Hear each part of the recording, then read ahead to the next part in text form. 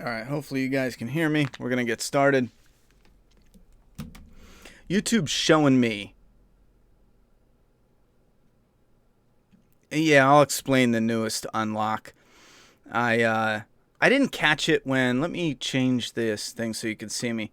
I didn't catch it when me and James were talking and he kept calling it a cover. It's not a cover. It's not a cover at all. And I mean, it is a cover. It's originally a cover, but you're not getting like a cover. You're getting a print. It's a print, not a cover. But it's a print of a cover, so I understand. But I went back and read it because I got bombarded at like 3 in the morning with 20 people all at once asking about, wait a minute, we're getting an alternate cover? And I'm like, no, it's just a print. I showed it off before, though. If you have your comics in a bag and board, I don't know if I still have it. If you have your comics in a bag and board, I might have hung it up on the wall. Give me a second, I'll look and see if I have it. If you have your comic in a bag and board, you can simply take the print, because it's the same size as a comic, put it in your bag and board, and it'll create a virgin cover, like a variant. Since most collectors have it in a bag and board anyhow, since it's a freebie, we need to keep it the same size in order to do fulfillment, so the poster needs to be the same size as the comic. So you'll get a a Doomsday Clown. That's what I call it. You'll get this poster of a Doomsday Clown, and you'll be able to open your bag and board. And again, this is just like the extra little. It's made for a poster. You hang it on your wall. You hang it in office space. You hang it in your man cave, living room. It's a poster. You do whatever you want with it. Or a print, I should say. It doesn't really matter. Poster, print, same thing.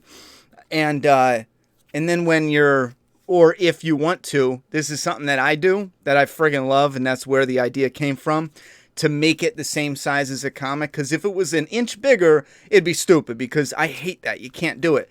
So something that I love to do is take the print that's the same size as a comic, and you put it in, since you're collecting it anyhow, and then it kind of changes your cover to a virgin cover. See, covers have the titles on it. The Doomsday Clown is going to be a virgin cover, which I got a lot of people asking what that means. And it just means there's no writing on it at all. No Doomsday Kingdom. We don't have our names on it. So you'll be able to pop it in the bag and board of not only floppy comics, but also your volume if you want it. So if you have one in your collection and you have, spare, because the idea is if we hit 8K, you're going to get another free print included in your upgrade. So let's say you get 2, 3, depending on how many we hit. Let's say you get 3 prints, you want to hang one up, and you like one to go in front to create a new cover in your bag and board in your collection, because some people have comic holders that put them on display. Some people put them in the boxes. So that's essentially the idea. I should have caught it, though, because when we were talking, we got confused, too, in the texting, because he kept calling it a cover, and I was calling it a print. And then we both got confused, and I was like, wait, what the fuck are you talking about? And he asked me, what the fuck are you talking about? And we were like, we're talking about the same thing, but in future posts, we'll just use the word print and stay in the cover. But for those who already know what the covers look like, yes, it's a print of the covers. You know what I mean? The artwork, anyway. Let me pull up this real quick and post it that we're live, because I always forget that shit. And I do want to post it in Discord that we are live. Bam. Now we're going to cover a few things. This is kind of like a free-for-all, but I do want to hit on a couple main topics, like The Walking Dead. Everyone's asking me, Ronnie, what's the holdup? Did I hear anything? Yada, yada, yada.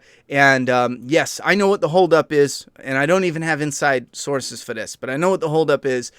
And as far as The Last of Us 2, we are replaying that on my Ronnie Hayes channel. We're playing it by chapters, though, so every day you get 1 to 2 chapters uploaded. I think we're on chapter 4 right now. And I have the next week's worth already prepped, uploaded on the channel, and scheduled to post. I think most days get 2, but there's a couple days that have long ones that get 1. And those are what I'm using to create the Flaw in All review. Now, since we're just now done with everything and we're headed into This is like everything in the past is in the past. We're all new now, and we're putting our focus into the Flaw in All reviews. So I would like to just get Day of the Dead done with. Those aren't doing so hot. The Dead series, I thought it would do a lot better because it was zombie related. They aren't doing so hot, so I don't think it matters when we do Land of the Dead. You guys can vote below, but as soon as we do Day of the Dead, I'm going right to Patreon, and I'm asking all Patreons to do a poll of which one to do next. I know people were asking about Jaws, Friday the 13th. We can dive into those. I already got those. I already got it prepped as far as I recorded the digital movie, so those are all set. I can give you a list of everything I already have prepped, and then you guys can vote for the easiest one to bang out. Now, if it's something that isn't released yet, that's different. I've had people ask about stuff that isn't released yet, and I can't do it if it's not out yet. Another little thing before we get to... Yeah, there's only 6 hours left on the Doomsday Kingdom. Let me pop out the chat so I can see what you guys are saying. There's only 6 hours left on the Doomsday Kingdom IndieGoGo. Now, James went in to extend it 30 days, and he clicked the wrong button, and it only extended it 1 day. They do have a real stupid system set up for doing it. Instead of adding 30 days, you add a total number of days. So it just gave us 1 extra day, and there's no correcting that. So unfortunately, it's going to be... Let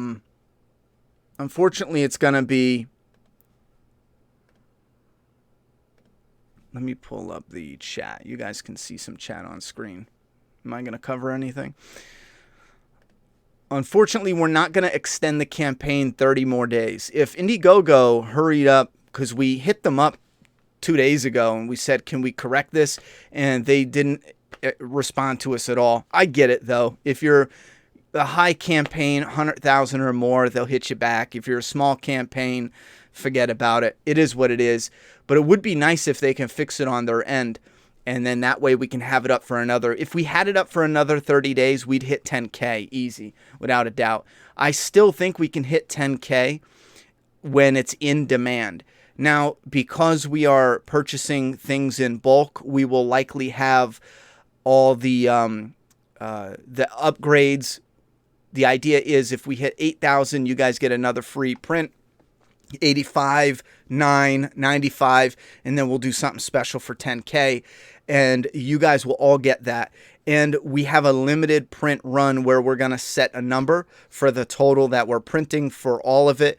And when we hit that number, the thing that's going to stay, we'll discuss what it will be, but we were planning on doing another print run of this if we did volume 1 and 2 as like a concept. Like maybe when we do volume 2, let's add a tier for a volume 1 and a volume 2. Now that's something that's so fresh right now. We're not really sure if that's an idea that people would be interested in. I think it's common sense. We should do it. So in my opinion, I would like to make the bookmarks the special item.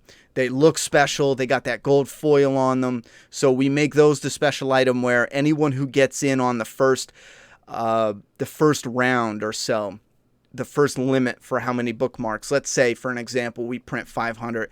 And once we hit 500, only the first 500 get that bookmark and everything else. And then if we roll it over into the next campaign, it'll be like a whole new thing with new upgrades and whatnot. Now, I want to be real cautious with what we say is limited because I'm against limiting, when you're brand new, I'm against limiting the actual volume. I see people in Comicsgate do that all the time, and I am like a massive, not everyone, but a handful of them, I will fight you over it, like fist fight you in the street. I think the idea is stupid. It is insanely idiotic when it comes to a business standpoint, and I hate these up and comers who like they're so flippant with being an up and comer and being an indie. You didn't make it yet, bro. You know, you can't shoot yourself in the foot. Limit the volume, and then when we have you guys read it and you give it great reviews, we have 500 other people you bring on and they want to read it too. And now we're like, oh, well, shit, we said it's limited, so we can't make anymore. That doesn't make any sense. The idea is to grow. So the volume itself, I'll tell you here and now, clear transparency, I'm not at all interested in capping that and making it a limited thing. I am interested in different covers. You know, maybe if we do a campaign for Volume 2, maybe we do a new cover for that or something. I'm cool with stuff like that. But making a limited run of these up-and-coming books, it just doesn't make any logical sense. None whatsoever. Yeah, I think Volume 1's going to be real interesting. Hold on.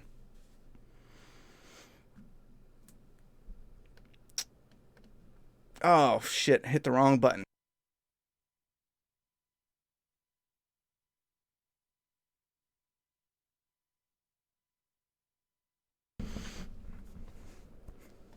I'm dying. I'm literally dying.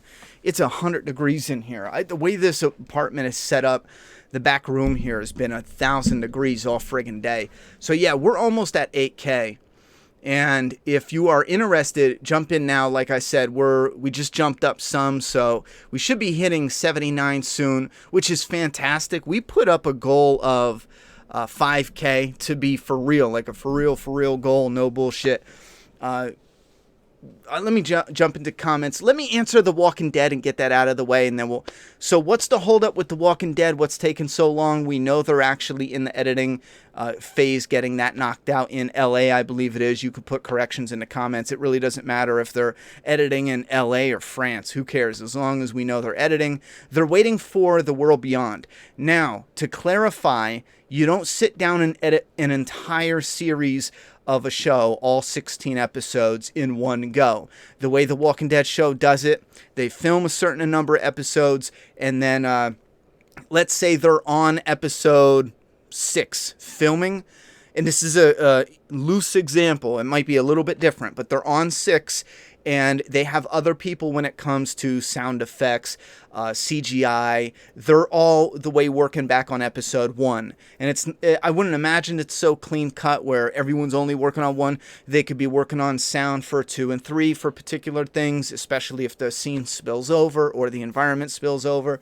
So you have people going for the sound effects, the voiceovers, maybe even some reshoots here and there on occasion. So while they're filming episode 10, they're now editing and getting ready and prepping episode 3. And then they're filming here and they're on episode 4. They're filming here, episode 5. So now when it comes to The World Beyond, The Walking Dead is totally done. In my opinion, and I'm not even pulling from a source for this, The Walking Dead finale is completely done, if not almost done. They're waiting on The World Beyond. Now, they can't just do The World Beyond pilot. They have to do The World Beyond the full series, or at least make sure they have a first half. If anything, if we got a second wave, and I'm speaking in the past because they were working on this for like a month now. I think they got the okay. Maybe 2 months now. I might have lost track. But the point is, I believe they're working towards a clear cut. We have this many episodes of World Beyond. So if we need it, if worse came to worse and we hit this break, sure, we have 5 episodes of World Beyond. We take a break and we come back and do 5 more. I think there's 10 total. Or what I think they're doing is doing all 10, or making sure that they have everything needed and they'll hit their deadlines to do all 10. I wouldn't imagine they're sitting down doing all 10 in one sitting. That might be an option for them to see if they would be able to bang out. But if you're wondering what is the holdup, in my opinion, and I'll bet money on it, when you see an announcement for the finale, World Beyond will air the pilot episode directly after the finale. So it's World Beyond that's holding everything up. And again, that's only my opinion. I didn't even bother. I had a source I could have reached out to and maybe poked around a little bit and got some information, but I don't even think we need to. I only really bother people when it comes to like something serious, because I don't do spoiler videos or behind the scenes stuff. I know with The Fear season 3, was it? One of those seasons, I couldn't beat people away. I had people sending me some videos and all this other shit from behind the scenes, from the production and everything. And I didn't even have interest, let alone wanting to do videos on it. What else we got? So yeah, so The Walking Dead, holding that up, World Beyond, they're getting editing. You can't sit down and do it all at once. It's done in chunks. They work from one episode. Usually, they're on editing episode 5, let's say, and they're airing episode 1. So, again, The Walking Dead is never completely done, and then they air it. No, sometimes they're still I think often they're still filming the last few episodes, and then they're like editing up to episode 6, and again, loose examples, and then it starts airing at the same time. So they're filming episode 13, editing up to episode 5, and airing episode 1. I believe it's even tighter than that as the schedule, but just to give you an example of how it runs. So that's that. Real quick, The Last of Us, just to put a little... I know I mentioned we're doing the gameplay. We are going to test the waters with a flaw and all review. At this point in time, I'll be honest, I don't know if it's just me being burnt out of the game and being in that world, but I don't know if The Last of Us flaw and all reviews is going to be something we get up. At first, I got hyped thinking we can get it popping, and do it in chunks, like maybe 3 parts instead of doing 40 parts, because originally it was designed to be 46 videos, 20-minute videos. And again, that's because it's a 30-hour game and you really got to go into detail with certain things. But I don't know if there's enough interest for that and if there's not, I'll try some way to trim it and get it out in my free time, and we'll just focus on the movie and show flaw and all reviews. As long as I need 2 to 3 months of straight flaw and all review focus to get us back on track. And then from that point on, that'll be the main series. We'll have 1 out, maybe 2 out every single week. We'll be on schedule, and then everything will be smooth sailing from there. And again, this is because everything in the past, there was so many different things that were in the way. We needed to wait until they were done, like The Last of Us 2. And in my opinion, The Last of Us 2 is no longer the greatness that it used to be. I burn through the story no matter which way I break it down, and there's just too many problems, too many plot holes. Yang Yi, is that his name? He did a review that for so many moments took the words right out of my mouth, like Abby coming across as a psychopath. They just didn't clearly showcase the character and the character's emotions. It just seeming like a psychopath. And in my opinion, The Last of Us is just nothing near what it used to be. When I looked at it, it was one of the greatest franchises ever. Part 1 and Joel and Ellie, those characters from Part 1, they're still my favorites. I'm still going to have a little, Part 1 display up in my house. Still get some artwork and stuff for that. Maybe some statues. I still love the infected design. But at this point in time, they're almost definitely moving forward with Abby and Lev for Part 3. Or I would prefer if they just start all new. So we can discuss any little bit of The Last of Us 2, but my personal opinion was it's not the greatness it used to be. Rest in peace. And if you guys are interested in the franchise, how so are you? I want to know, are there more of you in the chat that hated it, that thought it was just okay, that thought it was meh, that loved it? Let me know down below. And then obviously Doomsday Kingdom, we have 6 more hours yet, and then our campaign goes into in demand, and on our end, I'm going to buckle down and get some lettering done, and we're moving into the final phase of getting that done and shipped out to you guys. Prick Grimes says, Ronnie, listen to the official Last of Us podcast. 2 things. Just tell me what main parts you want me to know about. I've listened to a ton, and if it's like, listen to it and you'll understand and you'll love it, it's just not true. I listen to Neil. I love Troy Baker. I love Ashley Johnson, and it's just a failure to, and again, not everyone. You don't have to. You can love it, think it's the perfect, have at it. I'm just saying, for me, the emotions they didn't get it right. Abby doesn't come across as someone conflicted and emotional. I look at the screen stunned that that's what they were going for, because I look at a person who is just a raging psychopath. In one sentence, they said Abby's all mixed with emotions, and at the same time, they said this is canon. They tortured and beat Joel for hours with a golf club. That's canon. That's canon. 4 hours. It's not, when you play the game, you're thinking, oh, you know what? It just popped off.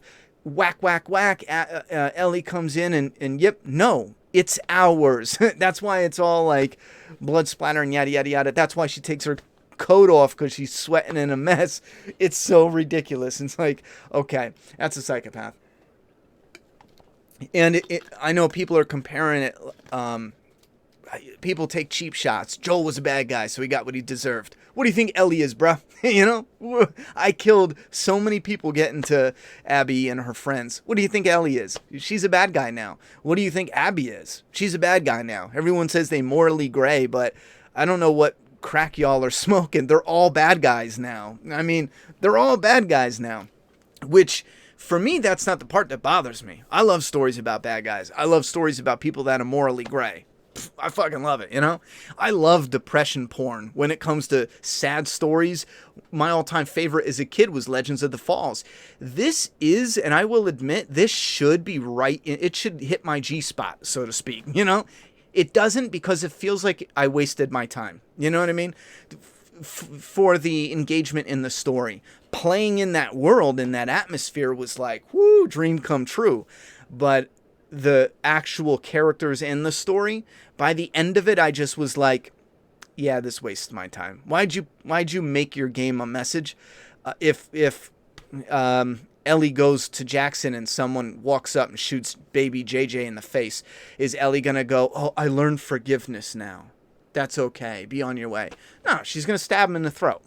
And the video game and the journey she went on now literally means nothing. In life and in video games, when you have messages like that, forgiveness is a luxury to have in a complete society that rarely has acts perpetrated against you. You know, if every day you woke up and someone betrayed you and hurt you and messed you up and jacked you up, forgiveness is something that's going to be last on your mind. But if you live in a more comfortable world and lifestyle, in those rare moments where you're wrong, you can find strength and forgiveness. In this situation, it was just one bummer of a whacked out lesson. Just got my order for Doomsday Kingdom. That's what's up, VBV. We're going to have a special stream for that too. Thank you very much for putting in an order. Once everyone gets their order, I'm going to let a little bit of time pass by, and we're going to do a little stream discussing the story and why. Because like I said, the ending of, or I should say the last moments of Volume 1 aren't a closing a door. It's not like a conclusion like many stories are where they're broken down in pieces. This is like opening a door saying, listen, we got a lot of story here for you. So, and that's the best, cleanest way I can give you a spoiler-free idea of the vibe I was going for. I'm excited. I haven't read any Doomsday Kingdom yet. Can't wait for the trade. I'm excited to hear thoughts from people that really burn through it. All in one sitting, all new, I mean. Ronnie, how's your sodium level after all the crying from Last of Us 2? Actually, I didn't cry in Last of Us 2. I think I was too dumbfounded to cry from it, to be honest. Did you hear about games costing $70? I'm all for it. I think they should cost $80. Listen, I think we need to stop being little itty-bitty bitches with it. I had a different word in mind, and my lips just wouldn't pronounce the word. We got to stop being little asses about it. I know rich people are going to keep getting rich. Yeah, it is what it is. But to be honest, I saw someone talk about... I swear, this was so stupid. I almost went into a moron coma and I didn't survive it. But somebody compared like this really cheap platformer. They were like, oh, look at this game that they made. And it was, yada, yada, yada. You can make that. There was like 11 people working on this game. Why do you need 400 people working on like a AAA title? And it's like, have you seen AAA titles? Days Gone was worth... I spent $150, I think, on the collector's edition. I got my money's worth. You know, if you walked up to somebody and said, make me The Last of Us 2. If The Last of Us 2 didn't exist and you walked up to somebody and you wanted that in your life and said, I want this product, you are not getting it unless you pay millions for it. The only reason we get it is because of mass production. So if games like Last of Us 2, if games like Days Gone, if games like this need to charge a whopping $10 more just to keep creating these epic grand atmospheric environments, stories, lands, characters, and yada, yada, yada, I'll pay it. I'll pay him 20 to do it, I think gamers, I used to defend gamers like with a passion, because I think people take the 10 bad gamers and they say all gamers are like this. But you know what? I think it's different. I think half of all gamers are just pieces of shit. They're whiny, entitled, crybaby, stupid, no life experience.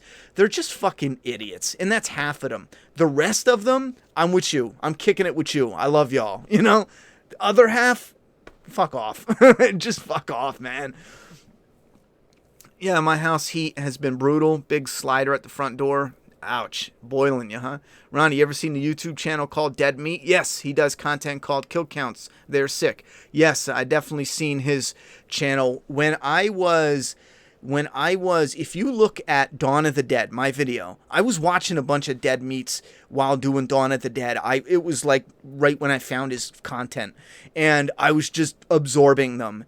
Because I was absorbing them, subconsciously, I did more recap in my video, and by the time I was done, it took me forever to do Dawn of the Dead. By the time I was done, I watched Dawn of the Dead. Now, I love that video, but it has like 5 minutes of fluff that didn't need to be there, because I was recapping the movie and picking out the flaws and ahs. But that's not what Flaw and Awe is. If you want to recap, go watch a recap review. Go watch Dead Meat. I will definitely recommend his channel. But that's just not what Flaw and Awe is. Flaw and Awe is, this is the movie we're looking at. Bang. Here's how it starts. What was that good and bad? Next, that was good, that was bad. This was good, that was bad. Boom, here's the end. Move on to the next thing. Here's the points, yada, yada, yada. That's Flaw and Awe is supposed to be all meat, no fat. And I consider recapping it fat. So I needed to trim that fat. I just got mine 2 days ago. That's what's up. Thank you very much for the support. August is shipping. When are the IndieGoGo issues shipping? August. Definitely get one. Mobsters who are not hitting the like button, yeah, hit that shit, bro. Are you going to watch the new season of Fear of the Walking Dead when it comes out? Probably not. I stopped watching after 4. I couldn't get through it. I'm probably not, no. Whatever happened to the little kid Walking Dead show, World Beyond or whatever, they're editing that. The COVID knocked them out. I see tips coming in. Thank you very much for that. I wonder why I haven't seen them on the thing yet. I might be far up here. I know you're about to sound like a little bitch, but I only could count part 1 for me personally. Wait, I know I'm about to sound like a little bitch, but I only count part 1 for me personally. Well, here's the thing is, the discourse around part 2 has grown ridiculous, where for months now people say, oh, if you buy part 2, you're an asshole because the story's shit, yada yada. Well, I didn't fucking read the spoilers and I supported it. You know why? Because of my love for part 1. Now, even after the fact, we had a streaming event, and if it because of that, I have no regrets. I even bought an extra steel case from a foreign exclusive, right? I forget where it was exclusive at, the UK or some shit. It's got Joel on it. I can't wait to get that. I fucking can't wait. I love it. Even the statue here, I want to take it apart, repaint it. Yeah, I have no problems with that. I still love Joel and Ellie in the spirit of them from the first one. But it's fine if you hate part 1 so much. I'm sorry, part 2 so much that part 1 is all you. For me, when I look at it, I hone all of my love for part 1. When it comes to gameplay and the world, I shine a little love on part 2. But when it comes to story and characters, part 1 is all where it's at. In my opinion, this is like a monumental moment for entertainment moving forward. What's up, brother? Thank you very much, Justin Gaiden. Thank you very much for the $10, homie. Capcom better not make another game that's not only 6 hours. I'm talking about Resident Evil 3 remake if games are going to be $70. Okay, here's the thing. That's fine. That's fair enough argument to come in and say Days Gone gave us 40 hours. The Last of Us 2 gave us 30 hours. Resident Evil comes in with their bullshit 3-hour game, 6-hour game.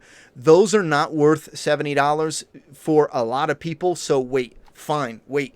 But here's the thing, you're never going to create a standard without everyone jumping on board. It's up to Capcom to come out and be honest and be like, listen, this isn't a full game, so we're not going to charge you. We're going to charge you $40.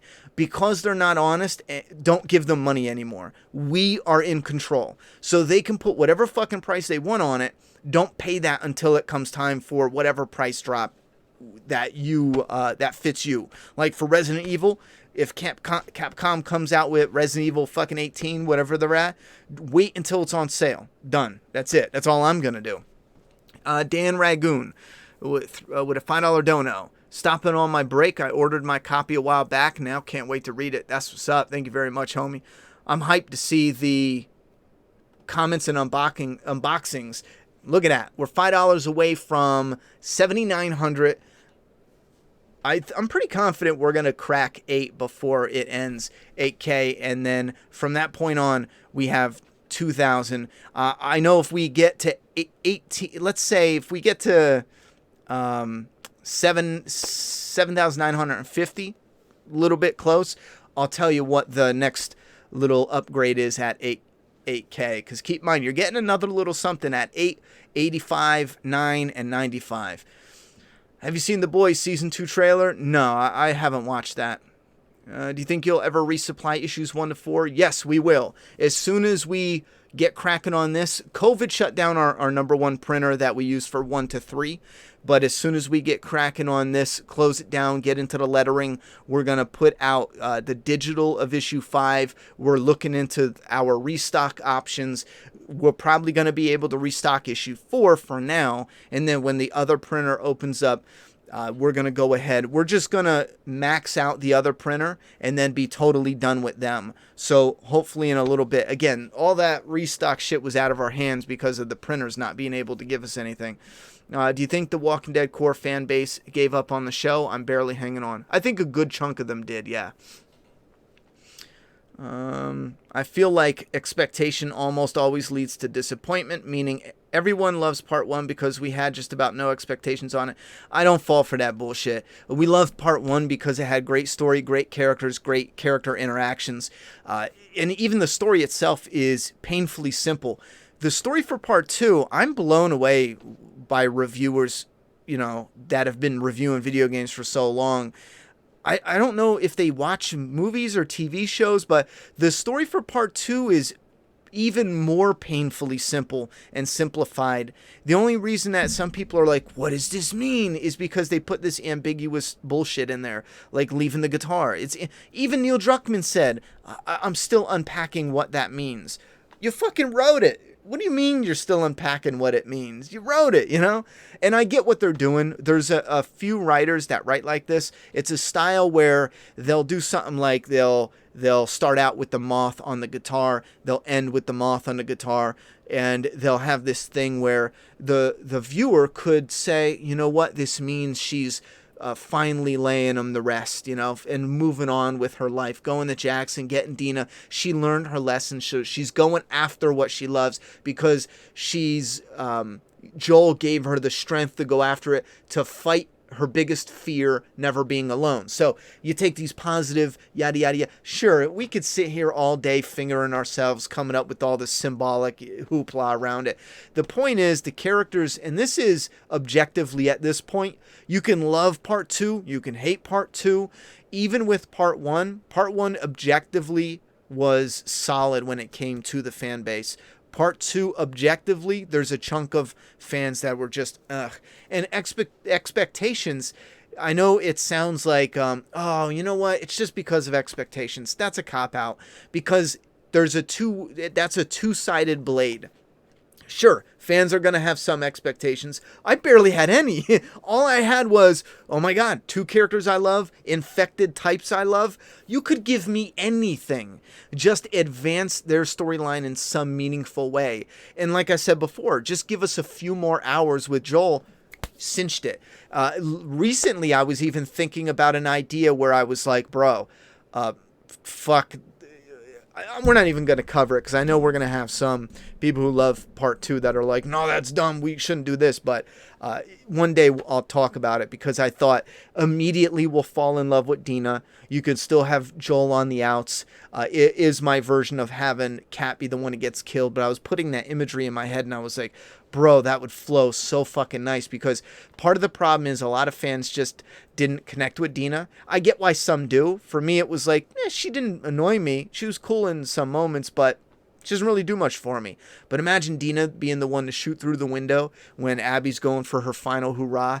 Dina shoots through the window, just clips Abby, gives her that moment where, and Abby was struggling to finish it. But then in there, and then right away we're like, oh my God, because Dina saved his ass, but didn't really because he's fucked up. And then in their escape, because then Jesse shows up, Kat shows up, and we get like a more exciting flee in that escape to save Owen. Abby unfortunately has to kill and make it one where it's not like a brutal, like from Ellie's from her perspective, she sees Abby just brutally slaughter Kat without even a care in the world. But when we see it from a literal flip, which sticks with the theme of a two halves of the same coin so perfectly, I don't know why they don't do shit like that. But from Abby's perspective, we see the sheer horror in the realization that she came after Joel and she just killed this innocent person. So, stuff like that incorporated already made me love, just the thought made me love Dina. You still take Joel out, and you now give the audience something that's not such a huge pill to swallow, and you show Abby having a lot more emotions. Again, when I replayed it, I replayed it multiple times now. She just comes off as an emotionless psychopath through the whole thing. A lot of stuff, the only thing that really affects her are selfish things like, I want this person, oh, I can't have this person, that affects me, yada yada yada. So and maybe we'll cover that in another day, but just thinking about where they could have gone made me excited, yo. I was so like, fuck, I would have loved Dina. I would have felt bad for Abby. In just those little 2 changes, adding some more conflict with the emotions. How do you think The Walking Dead will be? Do you think it will end after this Commonwealth? Because I do not. I don't think they're going to end The Walking Dead at all. I've talked about this for years. My opinion stands. They're going to rotate the cast, maybe rotate the shows, but The Walking Dead franchise on TV is here to stay. I hope you reach 8K. Thank you very much. Or we reach 8K. Hell yeah. Thank you very much for that, homie. Justin Guyton with another $5 dono. Resident Evil 8 looks great. You know what? I think I accidentally took off the alert box. Yeah, let me put that back on. Shabam! Wait, what the fuck?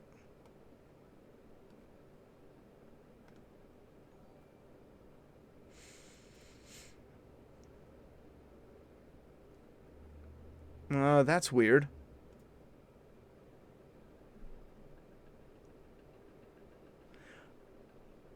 Yeah, that's weird. I'm looking at my OBS and it's giving me updates from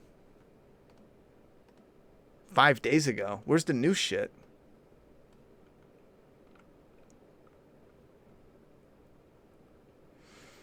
All right. I'm on Make a Path Presents, right? What the fuck happened? Resident Evil 8 looks great. I will admit, looks great. If it had a different title, I probably would have been all over that. But I want zombies. I don't know. I want zombies. I got so frustrated the other day. I was thinking, imagine if we could bang out Volume 1, bang out Volume 2, show you guys we're here for the characters and the story and the world, and then we're able to crowdfund for a video game, even on a small level, decent enough graphics to have maybe a 3 to 6 hour game, but still incorporate some level of Days Gone type, The Last of Us 2 type. Obviously, we'd be nowhere near the, because there are professionals who are grinding, who, you know what I mean? These people have it all. They've got assets. They know all about getting it together. But if we were able to do something, even to a little extent, people would cut us some slack because it was independent. But games like Days Gone have the Freaker and the Hordes. The Last of Us 2 has the Infected, and you never really get more than a handful of them. And then I was thinking how fucking fun it would be to have the slow-moving classic zombies in a world like Days Gone or the Last of Us. But the way you would have to do it is to bottleneck them. So that way, as you're going through cities, you're looking for which piece of wall you can break through that's a little rotten and fragile, which door you can get through. So you got this horde of like 1,000 zombies. Now, given you can see a certain amount up front, but you know there's a horde in the back, and little by little they're pouring into the windows. Now if you stay there and just start bucking at them, you can, but eventually you need some time to break through the wall or open the door and get loose. Now this is only one little aspect of it. Even though they move slow, the idea is you would have so many more that eventually they would take over you, and you would have to put barriers and blocks and puzzles in their way in certain moments to rack up that tension instead of just having some creature run at you. Because The Last of Us is great for the infected type, but for a lot of times I was able to simply just run across the room and clap them. It wasn't unless I was trying something a little different or crazy, trying to shoot him in the leg, feed him to a clicker, that I died in ridiculous ways, or I wasn't paying attention and a clicker got me in the back. But you're able to really just open up because you don't have those moments where you have a whole huge horde and you have to really make your way through. I want a game where you are third person. It has the Days Gone, Last of Us feel, but you go against the classic zombie, the slow moving horde type where it's like, bam, you could take 1, 2, 3 out, but man, that'd be so fucking fun. SS says, just back DK. I'm expecting a 10 out of 10 after reading all the bitching about Last of Us 2. Well, you might as well just refund the shit. I'll tell you that right now. If you're going to compare the first 5 pages of a story it's not 5 pages, but you know what I'm saying. If you're going to compare the 5 pages of a 100-page story, you're not going to like it. I'll tell you that right now. You won't like it. This is not a one-shot story for you. This is the first beginning. And I'll be real with anybody. I want this to succeed beyond anything that I got going on right now. But I'll be straight up right now with you guys. If you want one simple story in one book, refund it now because you're not getting that. This is the beginning that's going to kick off. Now, is it all over the place and open? No, you have the introduction to certain characters, certain moments, and we still stay in that wheelhouse. It's not all, here's this, chemical guy. We're over here and they're making, the virus, and we're over here and they're doing other shit. It's not that ridiculous, but it is part of a bigger story. Imagine getting I forgot the math. Let's say there's 50 volumes to tell the whole story. This is volume 1. Ronnie, have you ever thought about doing review recaps in the style of Jeremy Johns? No, I absolutely refuse. That's not something I'm passionate about. I would rather not do YouTube than just do that. My passion is flaw in all reviews. That's it. If that doesn't work, my time on YouTube is done. Or I might just dick around with it. Just do streams and piss around, play video games or something, But my interest isn't in just doing what other people are doing. I want to do something on YouTube that no one right now is doing breakdowns of movies where you picked, the great moments and the bad moments and do a tally. For me, that's the type of content where if I'm bored one day, I want that content on YouTube. And I might be in the minority. Maybe no one wants that except for me and 100 other people. That is what it is. That's what I want to do. I'm sure there's other content type that I would like to do, but I can't do 10 different things. I need to just pick one series, stick with it for 6 solid months, and see where it goes. If it doesn't go anywhere, then we'll scrap it and start over. But if it starts growing, that's what I want to be the main series. Any updates on issue 4 being restocked? I'm really looking forward to reading it. And issue 5 before my volume 1 trade paperback arrives next month. No, wait, next month? Are you skipping? Oh, no, I'm fucking skipping months. I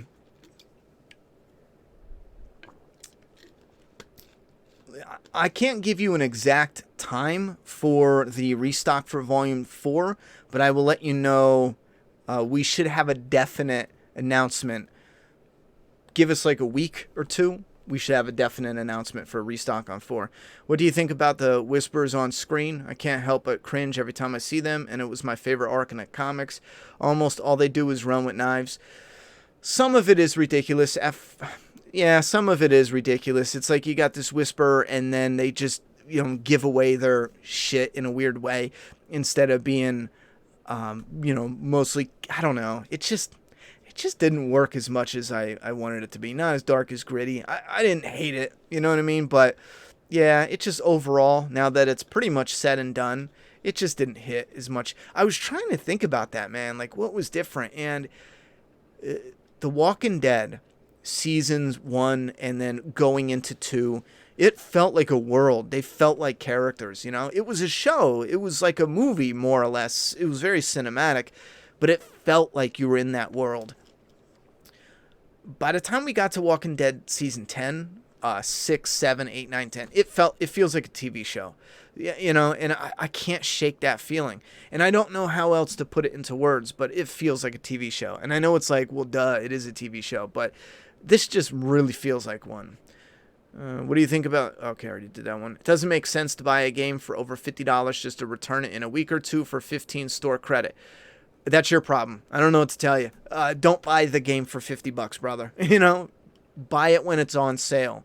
I don't know how to tell people that making bigger and bigger and better games and better graphics, it's going to cost us more money. I don't know how to tell you that I get it. You're talking to someone who's, a single parent. The times a year when my car blows up, I'm in crisis mode, poverty mode for months, digging myself out of a hole. If something pops up, I had a medical thing I had to pay on that just put me in the hole a little while ago. Shit pops up, puts you in the hole. I still would rather pay more because that's going to help us in the long run with the type of games we're going to get. Now, given if we all stick at 60, if it stays the same, we may just see them not take risks on certain titles. But imagine if the original Last of Us, for example, imagine if they passed that over because they didn't want to take the risk, because fans were whining over spending just $10 more. And let's be real, man. We can control spending $60 or $70 for a brand new video game. I've been doing it my whole life. I wait till it goes on sale. I wait till it... Death Stranding is a few months old. I'm going to buy it soon because it's almost at $20. I'll cop it then. How hard is that? I don't understand how gamers find that to be so difficult. Buy it when it's on sale. Now, when it comes to... I was going to circle back around, but I got sidetracked. It doesn't matter. The point is, if you don't want to spend $50, don't. Wait. You know what I mean? I don't even know what to say. DKF... Where'd you go? Thank you very much for the $2, homie. Congrats on 8K. Did we hit 8K? Oh, shit. 8,065. That's what's up. That's what's up. Thank you very much for the support, guys. I can't believe... Oh, man. I'm so mad at James. James, you bastard. If we did another 60 days, we would have easily hit 10K. Because we had some more promotion stuff coming up. And... I don't know. I don't want to push it, but we definitely would have hit 15K. Now, the reason why that matters, though, is this is going to set us up to bang into Volume 2 even quicker, because that's my main concern right now, is we need to have...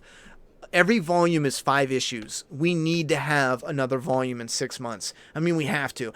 We could do it in 8 months. We could bang it around, but when we were getting this off the ground, we were doing like an issue every 5 months or so, and we just can't do that. Now, in the beginning, it was fine because we were all new. We had to figure out, how do we do taxes? How do we do this? How do we do that? How do we do the websites and all this?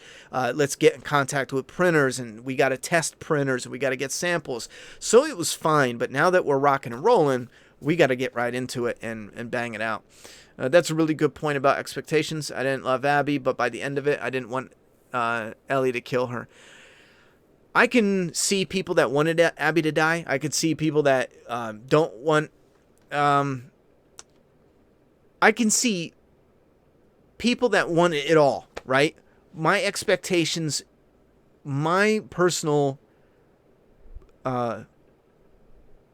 experience at the end of the game was, I don't care what happens.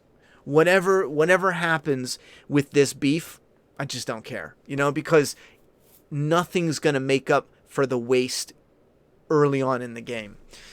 I think early Naughty Dog said Last of Us was never meant to be a series and intended it to just be a standalone, but because of the game's success, they couldn't help themselves to cash it all in.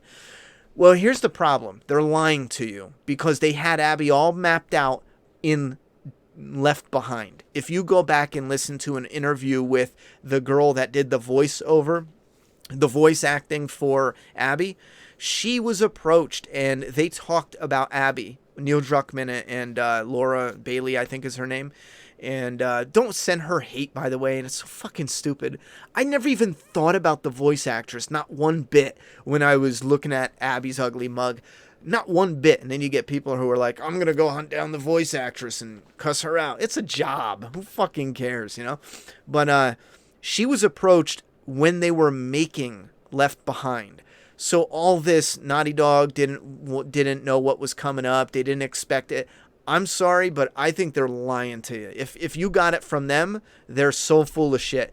Now that I'm listening to interviews and hearing how far back this goes, full of shit, you know? They had Abby. How could they not know they were going to do a sequel if they knew Abby's story when they were making the DLC that quickly followed the main game? They had it planned out. I don't think they were willing to put it out there, you know, because they weren't sure of how well it would do. Have you heard of Foundation? It's a great sci-fi book and Apple TV series coming soon. No, I haven't heard of that. Throw a Molotov at the bloater right before the death fake out. Makes it an epic cutscene. Yo, I should do that. I got that gameplay coming up. Do you think the backlash might cause them to not make a sequel? I think the backlash could potentially mess with their plans to use certain characters for a sequel. However, I think with the way the entertainment industry is set up right now, and with the echo chamber that social media has provided, I don't think it's sinking in. And even if it does, they got a safety net. If they make the sequel, then no one buys it or less people buys it. All they need to do is say, well, it's not that we did anything wrong. It's you all are bigots. And we've seen the entertainment industry do that time and time again. They'll do something, they'll push it, they'll irritate fans, and then they'll turn around and say, well, we're sorry you guys are racist and didn't want to watch our stupid movie, you know? So I think no matter what, we're going to get one. It'll be years before they announce it. You should play Call of Duty Zombies from 2018. I'm not interested in I've played all the Call of Duty Zombies. It just wore thin with me. Even just the sounds of it. I just not interested. Have you seen any screenwriting books you recommend? Yeah, I have a ton. I don't remember what they're called, though. I don't even know if I have some on one of these up-and-coming streams when we're talking about writing. I'll pull some out. Ronnie, you ever get that weed charge dealt with and removed from your record? No, I don't have that removed. More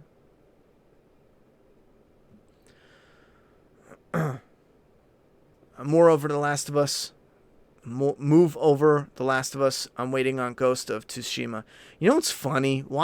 That was a game where everyone went nuts, and I was like, fuck that. I can't wait for The Last of Us.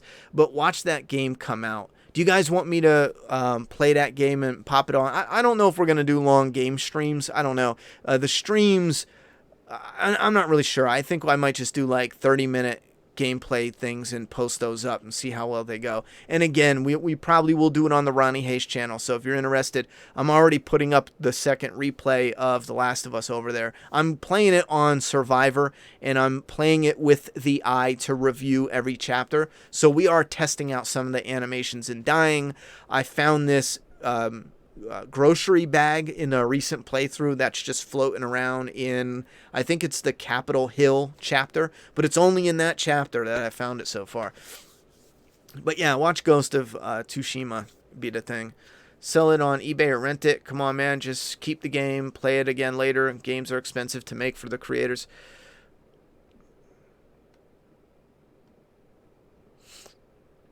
Paying 10 people for one game is easily $4 million. Paying 10 people for one game is easily $4 million. I don't know what stuff you guys are talking about. Oh, I think you mean in creating it, right? What's the upgrade for 8K? The upgrade for 8K. All right. I just remembered. I'm not going to commit to which one it is because we were looking. The idea for 8K. Now, keep in mind, I'm going to tell you some of the background info, but I'm not committing to it just yet because it might be a different piece of art. But the upgrade for 8K was originally supposed to be a double-sided print of the very first issue cover. So that way you would have the feeding post, and then on the flip side you would have the prisoner and the rider. I know some people like the prisoner and the rider portion. The original cover for issue 1 was always meant to be the feeding post. I mean, it's called the feeding post. So I think it's really vital. I mean, I was half tempted to put the cover of the volume 1 is literally just the feeding post, but it doesn't capture enough of the overall story. The feeding post is essentially the beginning of the end, and we kick it off with a part in the story that's the beginning of the end, but then we go back in time and we follow the story all the way back around to the feeding post. So that's kind of like our full circle kickoff to the beginning of the end of that journey there. So if it's not, we'll announce it what it is definitely, but it will be either the issue 1 cover double-sided if we can get it made, or we will have the issue 2 cover, issue 3 cover, issue 4 cover, something like that as a print. Where's my... Maybe I could poll you guys right now. Who, if you can have double-sided, right, or the feeding post versus the rider and the prisoner. If you could only pick one, I think it'd be neat to have it double-sided because that way people can pick and choose which side they want to hang up.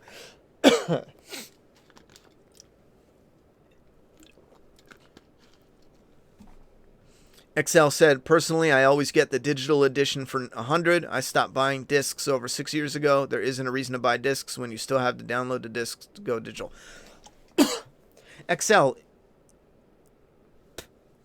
if you buy digital at $100, why did you even care to ask about people who spend $50 and resell it? Were you the one who asked about reselling it? Yeah, why would you even care about reselling it if you buy digital already? Or did you mean that in a different way? Because the way I read it, your comment makes it sound like you don't want video games to cost more, but you already spend more. I'm lost. I think your comment was just worded differently where I thought you said one thing and you were saying something different, I guess. Because that doesn't... I don't think that makes sense now that I read it back. Yeah, if you buy video games and you're returning it, that's on you. I mean, I don't know what to tell you there. For the people who do that. Personally, I always... Okay, got you there. Have you watched Better Call Saul? If so, what did you think of it? I haven't caught up with it yet.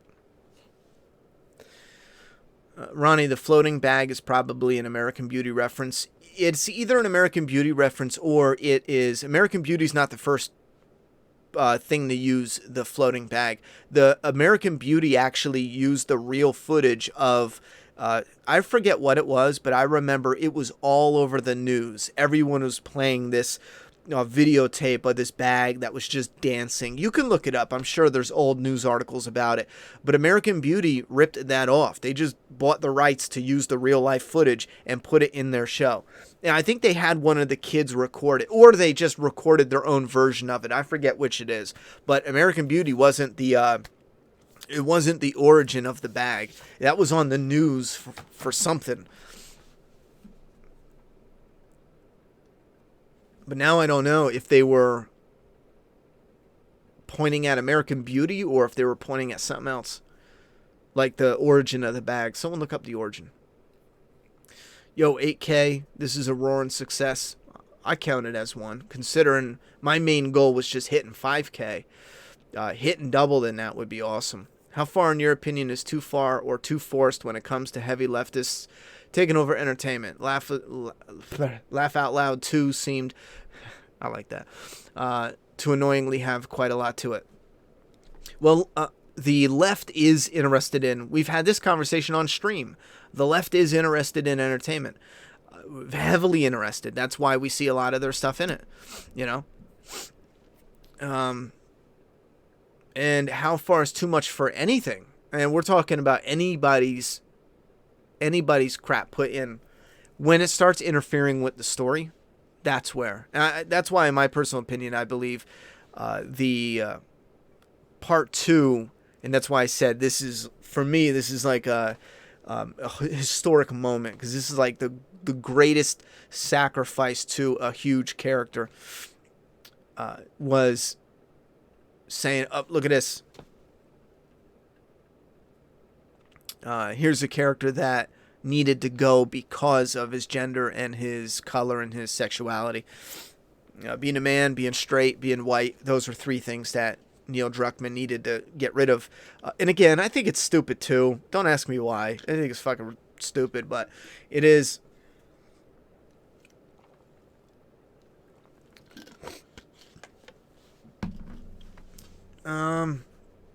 I only ask because I said Ronnie instead of Map. Oh, I gotcha. Would Joel have survived just the leg shot? Well, no, because he was dying anyway. They made the leg shot take off like half his leg. So even if he did survive, he would have had one leg, you know. But again, if you were to do it proper, it would be a limp, not a, you know, it wouldn't be as bad. You wouldn't have her blow off his whole leg. I know if you really think about the ending, it gets real dumb, because you have Ellie, who's so jacked, you know, you can't move. You have another character who's so wounded. It just doesn't even make sense for how that plays out, their survival and travel. And then another character who's also just like the shit beat out, a dangerous wound. All these characters, they show just brutalized, and then it's like, nope, a little scar here. So some characters in that moment, it's like, yeesh. At least with The Last of Us HBO show, they can actually fully develop all the characters properly that were in part 2 and actually introduce them in a different way. That's fine. I'm hoping the show is good, you know, and is entertaining. I would love to see that world, that environment. The Last of Us, just part 2, just kind of, for me, it killed a lot of the charm. I just don't even care. If the show got canceled tomorrow, I doubt I would even give a shit, you know. But I do want it. For people who still are looking forward to the show and the characters, I want it to go on, and I want to at least see what they're able to do. I might even turn around and go, yo, this is incredible. They may even fix some stuff from the game that I'm like, yo, this, you know. I don't know, but we'll have to see. I will say, oh, I just refreshed that. I will say massive thank you, though, so far to getting it to 8K. That's actually friggin' huge, in my opinion. I'm hoping we can win you guys over with what we have in Volume 1. And all of you, I know not all will come back, but I'm hoping all or most of you will come back for a Volume 2. Or at least show up on the live stream. And I know I'm going to be doing the live stream, but at least after you read it and we do a full live stream discussing the creation, the story, and the ideas. Because some of the things I get real nervous about, because some stuff is so, it feels like it's so meaningless, and it really sets up something that is like this wind up punch where it's like it seems so trivial, so you'll be reading it and you're like, this is pointless. But in reality, when you get to certain moments, you're like, oh, that's why certain things were set up and done that way. So I get real nervous if we're not releasing quickly, because then it just sits and the interest and the curiosity kind of fades some. So for me, that's why doing the campaign and getting it. What did I do with my phone? Getting the campaign and hitting back with a Volume 2 would be epic.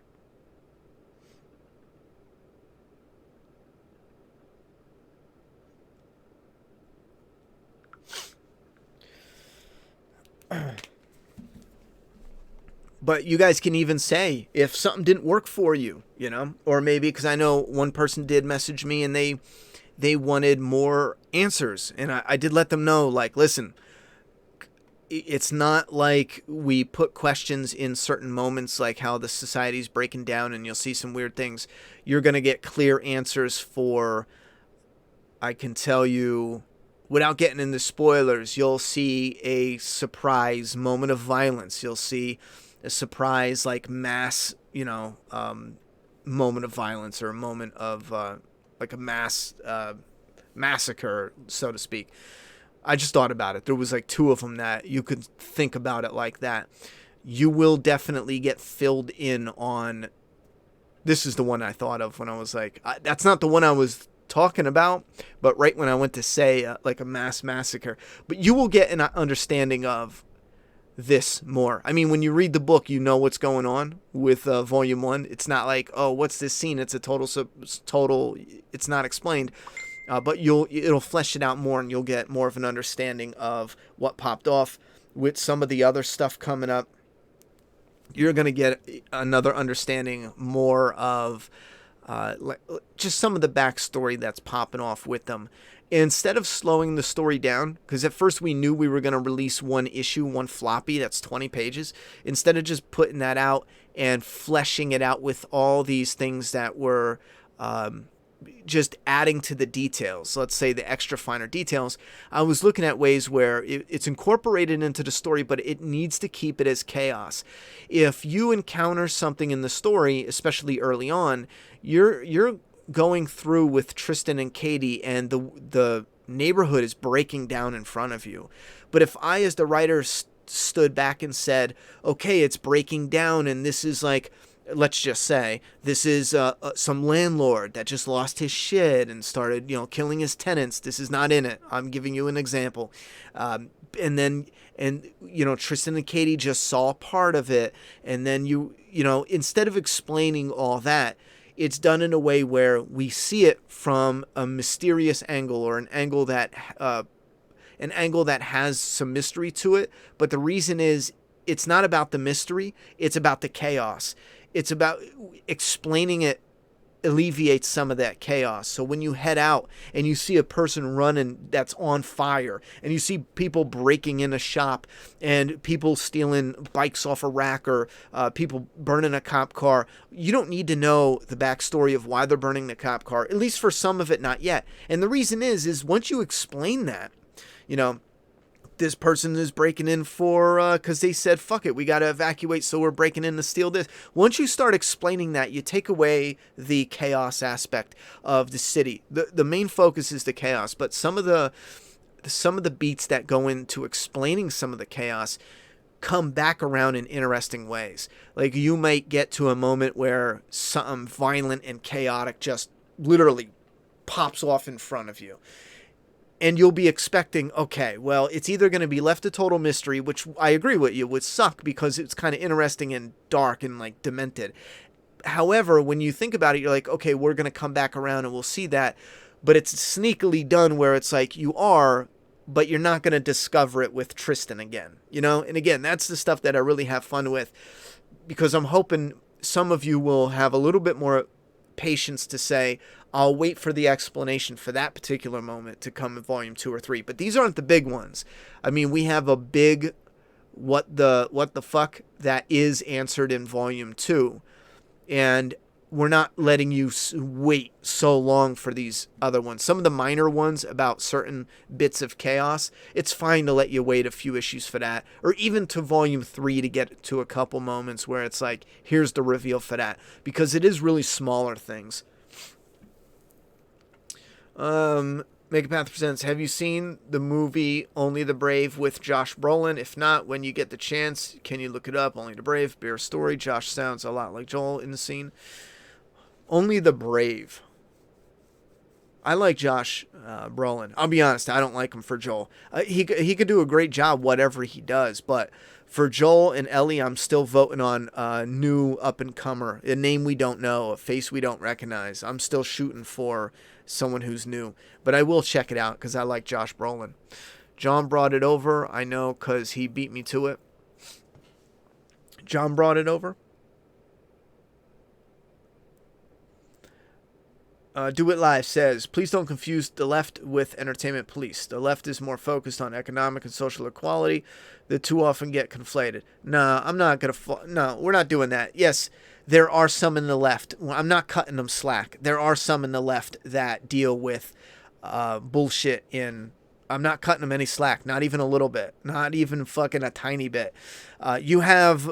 I call it the level left, is like people who are on the left that are fine, normal people. They have issues they stand for, and they have their, you know what I mean? They see certain issues and they live in their lives and they want to make changes, or they're just regular people, but you know, this is where they fall on that sort of scale. So that's the level left that's just kind of kicking it. And then you have like the left loons who are so crazy where they're the ones who say we can't have any white male leads. You don't think they're out there? In videos I showed you, you know, proof of those people existing. The far left loons are the ones who, even though it will be a struggle over, well, now how do we narrow down this specific blah, blah, blah, blah, blah. Unfortunately, there's no way to do it cleanly. So the left, far left loons, whatever name makes, you know, but there are people who are the left that deal with entertainment. And it's not just entertainment police either. I'm not talking about that as well, because now it gets into what offends people. But we're also talking about what we're allowed to do as far as creating the entertainment, not just policing the entertainment once it's made. That's a whole nother fiasco, because that's, you have the people who are in the industry who are gatekeeping, so to speak, what characters we can make. If you're making a story, the first thing they ask is, how many gay characters do you have in your story? Oh, shit. Well, there's no gay characters in Doomsday Kingdom Volume 1. Oh, well, it can't get made. You know what I mean? That's the type of shit they do. But yeah, it's... I'm not going to say that none of them on the left aren't, because some of them are. I mean, they openly talk about it. Watch Doomsday Kingdom sell more copies than The Last of Us Part 2. That'd be fucking insane. You know? And you don't even stand a chance, though. That would be insanity, because The Last of Us Part 2 was set up and established and had millions of dollars, hundreds of millions, well, no, had tens of millions probably put into the marketing. Even for Last of Us Part 1, I know that was a new IP, but they put millions into the marketing. I mean, that shit, like, that's reaching an audience that Doomsday Kingdom isn't even going to come close in 10 years. You know what I'm saying? Like, unless we start raising that bread. I'm going to need you to do a Dawn of the Dead remake with Vin Rhames, Flaws and Awes, that movie that had me fall in love with the zombie genre. That one was on the list. That was going to get done relatively soon, but people are, as far as the Flaw and Awe reviews, the zombie genre, which I thought would be the one everyone wants to crank out, that seems to be the genre that people are just sick of, because I put that out, and I can do a video talking about the newest, I don't know, YouTube controversy, and that shit'll blow up, and the you know, the zombie stuff that's in our wheelhouse will just, I don't know, slowly stay the bloating corpse that it is. But we will get to it for sure. Were you gonna do a live stream with your artist, or did you already? We will. We are going to do, like, he's in the UK, so we don't do this whole, when we stream, we're always streaming together shit. That's just ridiculous, just because of the time zones. But we do have streams coming with the artist for sure.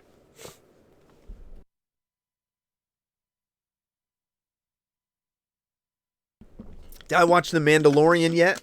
Yeah. I watched it. It was fine. Stop asking me. No, I didn't watch it yet. I talked about this on another stream as well. I'm fucking bored. I'll be honest with you guys. I am absolutely bored out of my fucking mind. I will be real. We need to inject some life into this chat. I'll be honest with you. I will be real. I get asked the same 10 questions all stream. Have you watched Better Call Saul? Have you seen Mandalorian? Have you done this? Is there anything new that's popping off that you guys like? They just cast a new Batwoman. Is anyone interested in that? I personally don't give a fuck, because I don't care about the CW at all. They do shit stories. But is there anything new and interesting that people are interested in? I just got here, so you actually have found out any news on The Walking Dead, if you don't mind me asking. The Walking Dead, no official confirmation, but if you're wondering what's taking so long, they're editing The World Beyond, and they'll bang out both of them when they're able to, and there's no definitive date. I mean, I guessed probably sometime late July, a few months ago, but it looks like, holy shit, you know what? It looks like season 11 is fucked, as far as when it comes out. Season 11 might not even come out till 2021 of October, which is interesting because The Walking Dead is AMC's moneymaker, so that's going to fuck their money up for a bit, but it'll be interesting to see how that plays out. Without spoiling anything, does the long-term story stay moving? I think staying at one place too long killed The Walking Dead for me.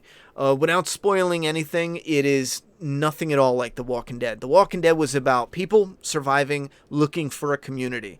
This story is not that. There's no, we need to look for a place to stay. And again, that's not taking shots at The Walking Dead. That's just saying this world is totally set up and different.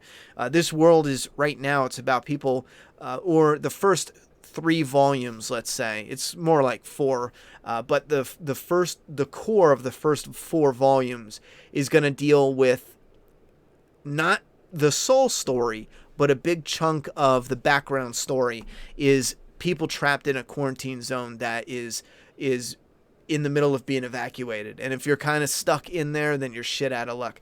Again, that's the spoiler-free way to say it. I know some people everyone's like, no, don't tell me that. And I'm like, trust me, when you fucking read it, it's not exactly it. But that's the thing I can tell you by staying spoiler-free. But it's honest, though. It's not like, here's Joel in the trailer, oh, psych, it's Jesse. No, that's the heart of it. It's the beginning. There's a fucking word for it, but because the story is layered, where you have a person doing a personal goal, for example, and you have the world they're living in. Like, for example, The Walking Dead. A good idea or a good example would be them finding the prison. They're looking for food, they're starving, they need a place that's really safe and secure, and that's the biggest thing as far as finding that safety. But their goal right now is out looking for food. Their main goal is to find somewhere to stay. You can have 2 characters beefing with each other. That is like that dynamic little part of the story, but they're still off looking for that community or looking for others, or when it comes to looking for guns to fight Negan. Like, you have that war with Negan is the background story. However, all the little stuff, Jadis and finding guns and doing this and going on runs and scouting, that's all the oh my god, I used to know all the terms for this shit, but it was easier to talk about it. But no, it has nothing to do with looking for a place to stay. I mean, obviously, people in a post-apocalyptic are gonna need to sleep somewhere, but this has nothing to do with people looking for communities. Have you seen Cargo? Yes, I have. Would I do a flaw and all? Not for a while. Not for a while. It hasn't been voted on, and I'm leaving the flaw and all up to you guys, so you guys have to vote on it.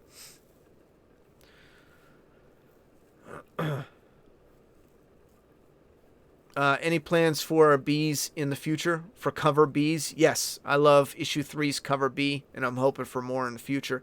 Yeah, that's something that I love, but I'm also aware in the comic industry they have covers that get too ridiculous when it comes to 10, variant covers. But for us, it's something that really does help out, because then we can offer 2 types of product. I mean, obviously, we don't get a crazy deal because it is officially 2 different pieces of product that we're hitting up the printers with, but it does help because then we could put 2 different things to sell up online. But we do have ideas for cover bees. Not only virgin covers, we would like to do a run of re-releases where it's just the cover with no name on it. No Doomsday Kingdom logo, but there's also different type of artwork that we would like to incorporate on the cover, maybe even feature a special guest artist or something.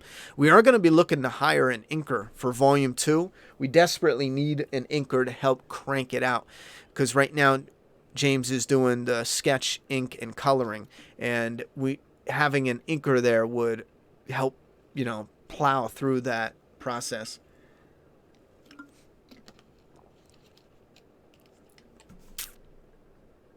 Spin said, it's easy, say no, I'm not changing my story. Megapath presents, move on to the next potential backer. I'm not sure which one that falls in line with. I think I got like a hair floating around. I'm annoyed with the left, but I'm not conservative or Democrat. I'm just a guy with a blown out drug den. Blown out drug den. Did you watch the show Lost? My favorite character from the show is Sawyer, and Josh Holloway, the guy who plays him, is my dream casting for Tommy for The Last of Us. He would probably make an alright Tommy. Joel, a lamb to the slaughter. Yeah, he definitely was.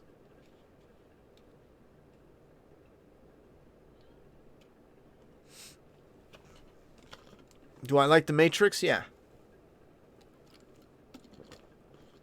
Do you think with the TV show they can stretch out Last of Us Joel parts? They can do whatever they want. What are your thoughts on this Ghost of Tsushima game? Am I saying that right? I'm copping just the samurai. Just because the samurai. I was not interested when they first showed it, but I was blown away by the environment. I mean, the atmosphere. Yo. Yeah, I'm telling you. I'm going to start breaking balls with you, chat, because I'm fucking bored like a motherfucker right now. We're looking up Ghost of Tsushima, whatever the fuck that is. Tsushima gameplay. The world looks fucking epic. 18 minutes. Here's some shit. Yo, check this out.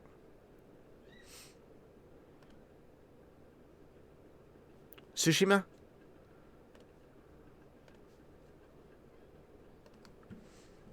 Do you guys want me to play this?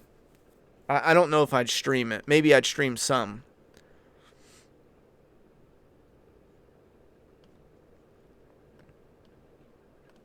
Special modes, but first, let's take a look at how you explore the world of Tsushima.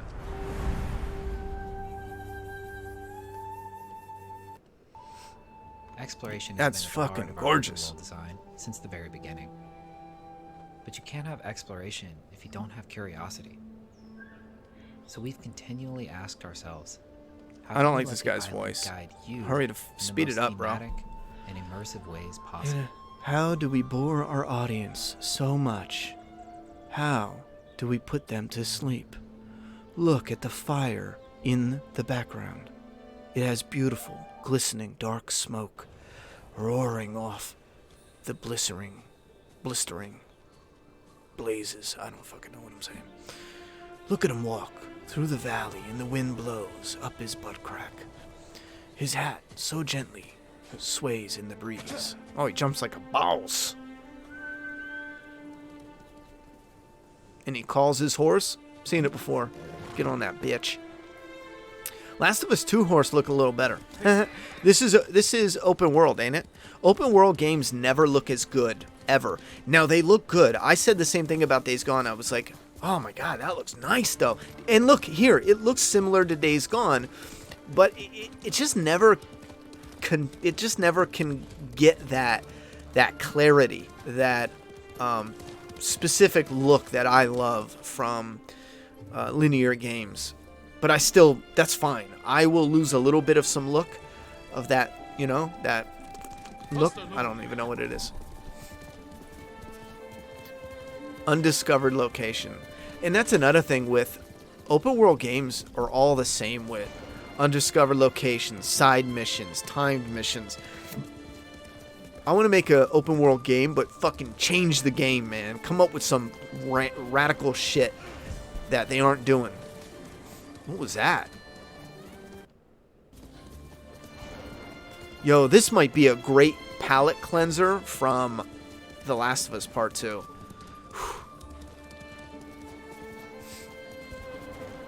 What is that? Someone got their ass... No, he's getting attacked by a bear? And you're just fucking leaving, bro? Take you to all kinds of locations in the game, like this farmstead that's been taken over by the Mongols. It can also take you to your next. Why am I story about to get moments, slammed by or even YouTube? help you find rare collectibles. But what How you about doing, things Ron you don't Don? know about, Tell us a you weird haven't story seen, about you that growing don't up. know exist? I don't know if I have any. Keep your eyes peeled. It's for better other when visual something cues. reminds me of Smokestacks on something. the horizons, interesting and odd-shaped trees, or maybe even animals trying to get your attention. Quickly. Spin votes Jaws. Jaws would be a fun one to do. Are you at all familiar with Troy Baker's reputation to how he responds to criticisms of projects he's involved in? If so, do you have an opinion? No, I'm not aware. Is there anything specifically? The only thing I've ever seen him talk about was it was fine. He didn't say anything bad. I watched a number of interviews. If you have specific examples, holla at your boy. But I've seen him say something about it's only a few screenshots. You need the whole experience. Then I seen him do an interview with Not Funny or some shit like that. No Joke is Funny. I don't know. Not Funny Games, is that what it is? Whatever Greg Miller is. Isn't he like what IGN? Whatever that shill is.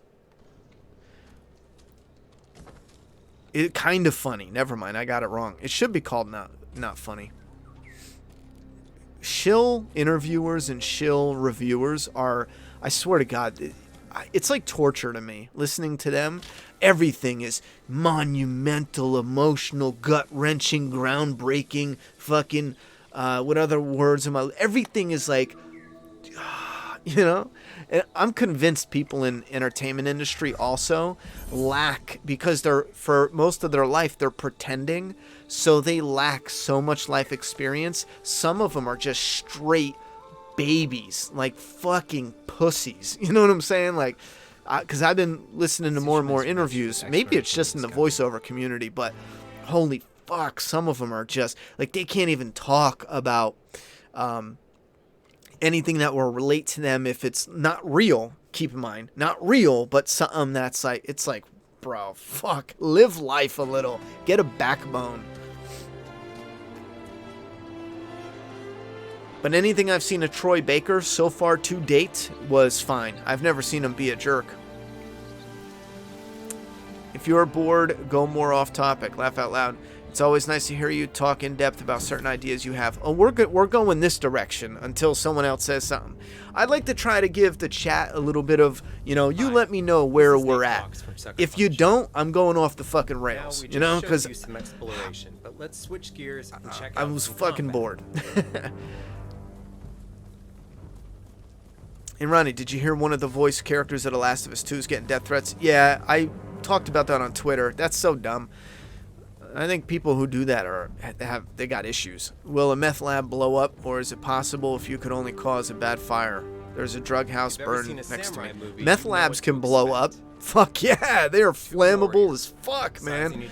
Are you seriously asking? Waiting for the other to make the. Because they can cause a lot of problems. I probably won't get Ghost, but I'd watch you play it. Now, here's the question. Do you guys want to stream, or do you want me to just upload clips? Because we streamed Days Gone. We streamed even The Last of Us, and it didn't do hot. I thought we would pull in, for The Last of Us 2, I thought we would pull in a good chunk of interest and whatnot. But it didn't do, it did like half, maybe less than half of what I thought it would. And I'm thinking, because I admit it is long. We did a 12-hour stream. Then again, we did a 24-hour different game marathon stream, and it was massive. I mean, it was crazy. But for The Last of Us 2, I guess maybe everyone was just busy playing it.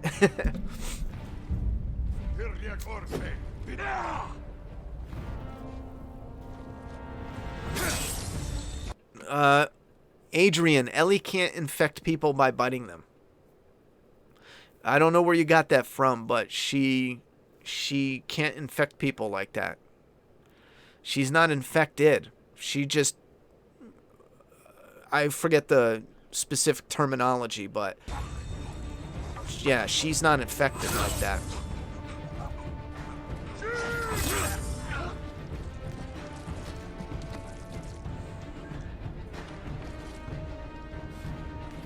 Go Mets. I don't know why they haven't done a Walking Dead video game. Imagine a Walking Dead video game, for real, that was like open world like Days Gone or Last of Us 2. I think because of the type of zombie, the Walking Dead video game must be made like The Last of Us and The Last of Us Part 2. Absolutely must.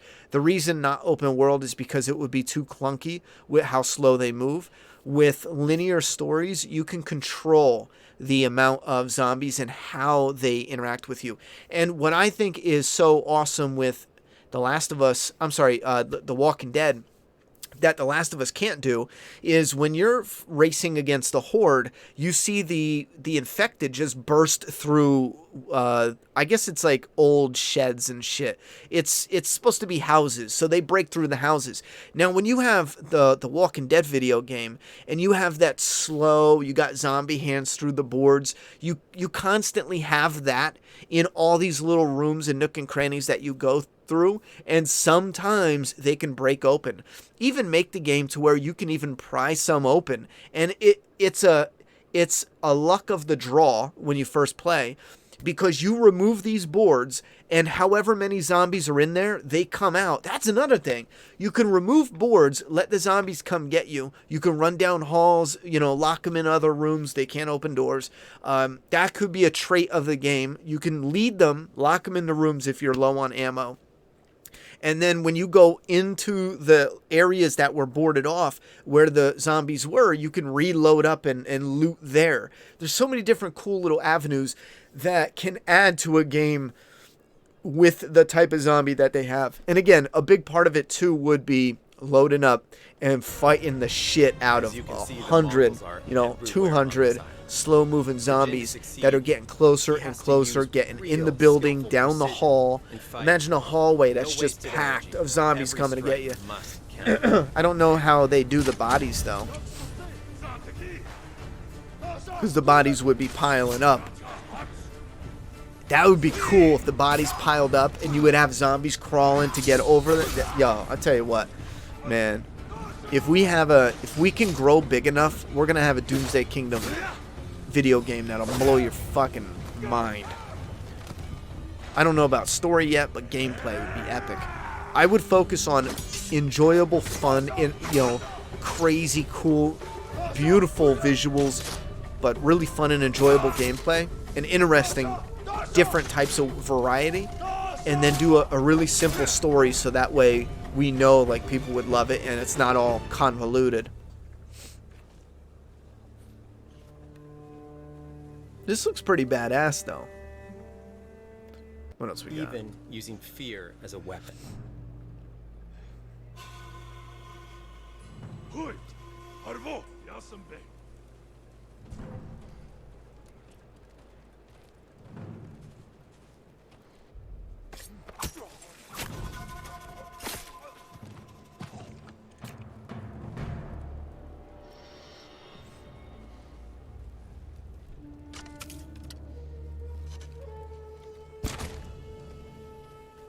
See, that stuff I don't like, though.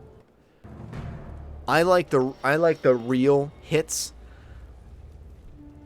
I want that arrow. Is that an arrow? I want that arrow to just crack him in the head. His head tilts over. You can see the arrow in his head, and his body just drops. This looks more like cartoonish. Like, look, headshot, and he just plow. To me, I don't like that. I don't like it at all. I mean, it won't keep me from buying and playing the game, but it's one of those smaller details where I like those more gritty. Even with Days Gone, I do prefer they have some of the action that is a little loose like that, a little comic book cartoony, and I would prefer if it was more grounded. I would remove this too. The names, it's too big. It's too distracting. That's cool.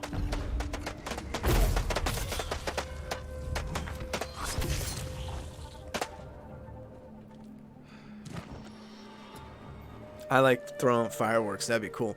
How come nobody's ever thought of... I already did that. There are video games that all bombed, except Telltale, if that counts. Yeah, but I think he was talking about good ones, though. Like ones that work. When I was a kid...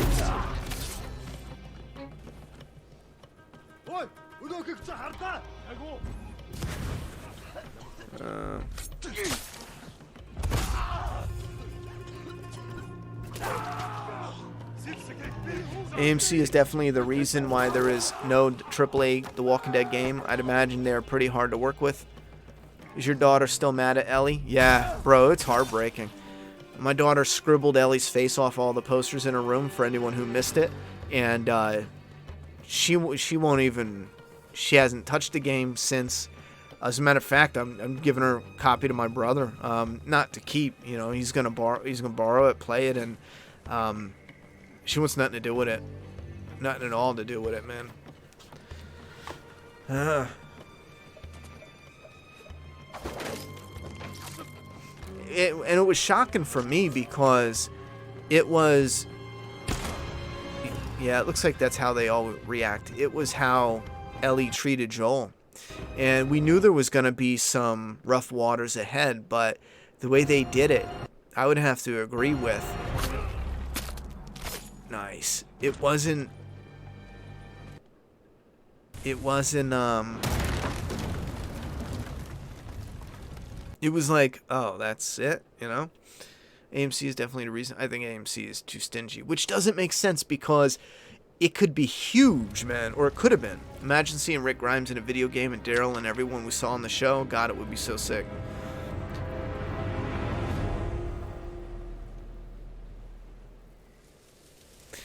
Yeah, I would like to start doing themed months for Flaw and All reviews. Style. I'm gonna wait until we get going. What do you guys think Favorite about this, samurai though? I saw the collector's edition. It has like a mask. I'm not movie. Share with interested you in some that. unique ways that you can explore the island of Tsushima. This is cool. I'm not even a little bit interested in the mask, so I might just get the steelbook version, which again bums me out because the steelbook has really lame. There's like a little image in the back of it is like bare with like the name. It's so fucking stupid. If you're doing a steelbook, put artwork on it. You fucking idiots. You think Ellie could ever forgive Joel if she knew that he killed Marlene? I mean, true Ellie, not how Neil wrote her in part 2.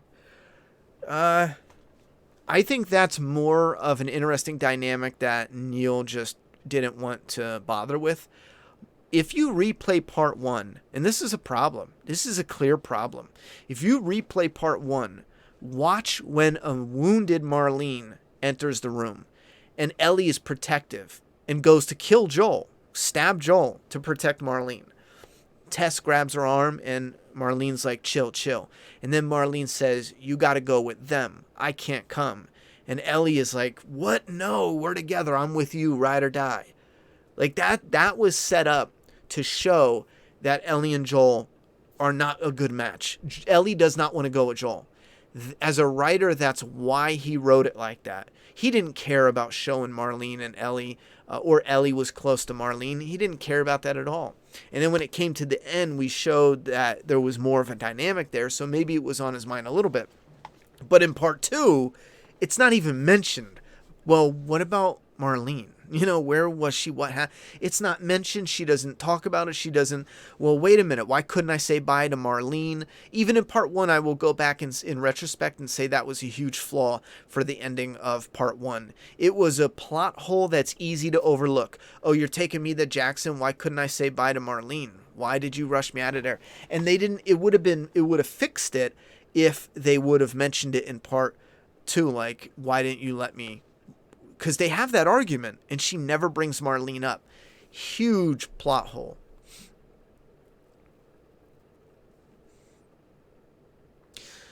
Adrian says, thanks for the answer, but why is it that Ellie tests for positive? Yada, yada, yada. Ellie bites David and tells him he's now infected. Yada, yada, yada. Yeah, Ellie lied to him about that. She's just fucking with him. She's trying to escape and get out of there. She even says... she says something when they go to kill her. If they kill her and eat her, they'll get infected. None of that is true at all.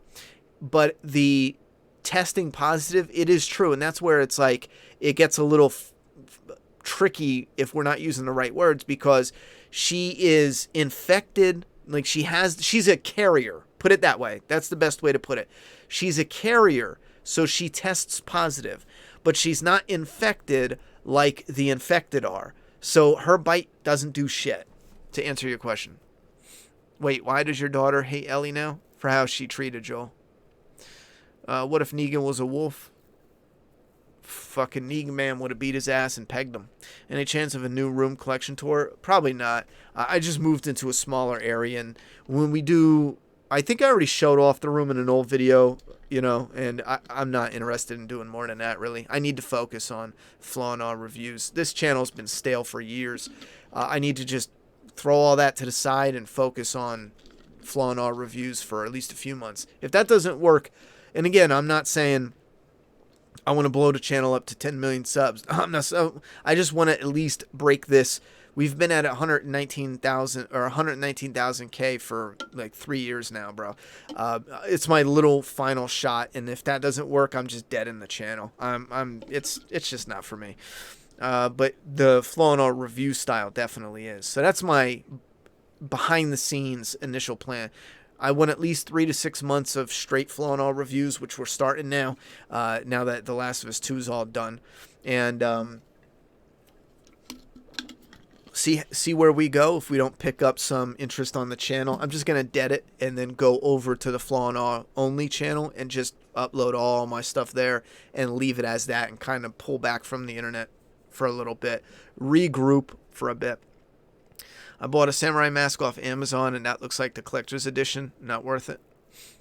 Why are there no boobs in The Last of Us 2? There's boobs. They show them flopping around. They're just on a man. A woman. I'm teasing. There's no... I think you mean, why don't the females actually have tits? Well, the reason is because the creators don't want to sexualize the women. So... And again, this is something that I think it's an odd place to be, because now you're kind of, you know, tit shaming chicks. It's like, well, we don't want to sexualize them, so you automatically sexualize everyone who has a bigger bust. I don't know. I don't think that's the right mindset, you know. Incorporate variety. You don't have to be ridiculous. Dina doesn't have to be running around with boobs slapping her in the face every time they're on horseback. It doesn't need to be. That would be ridiculous too, but you can find a nice medium. Spin. I got to run, peeps. Have a great night. Thank you very much, Spin. Appreciate the support. Thank you very much for hanging in there for the mod a little bit.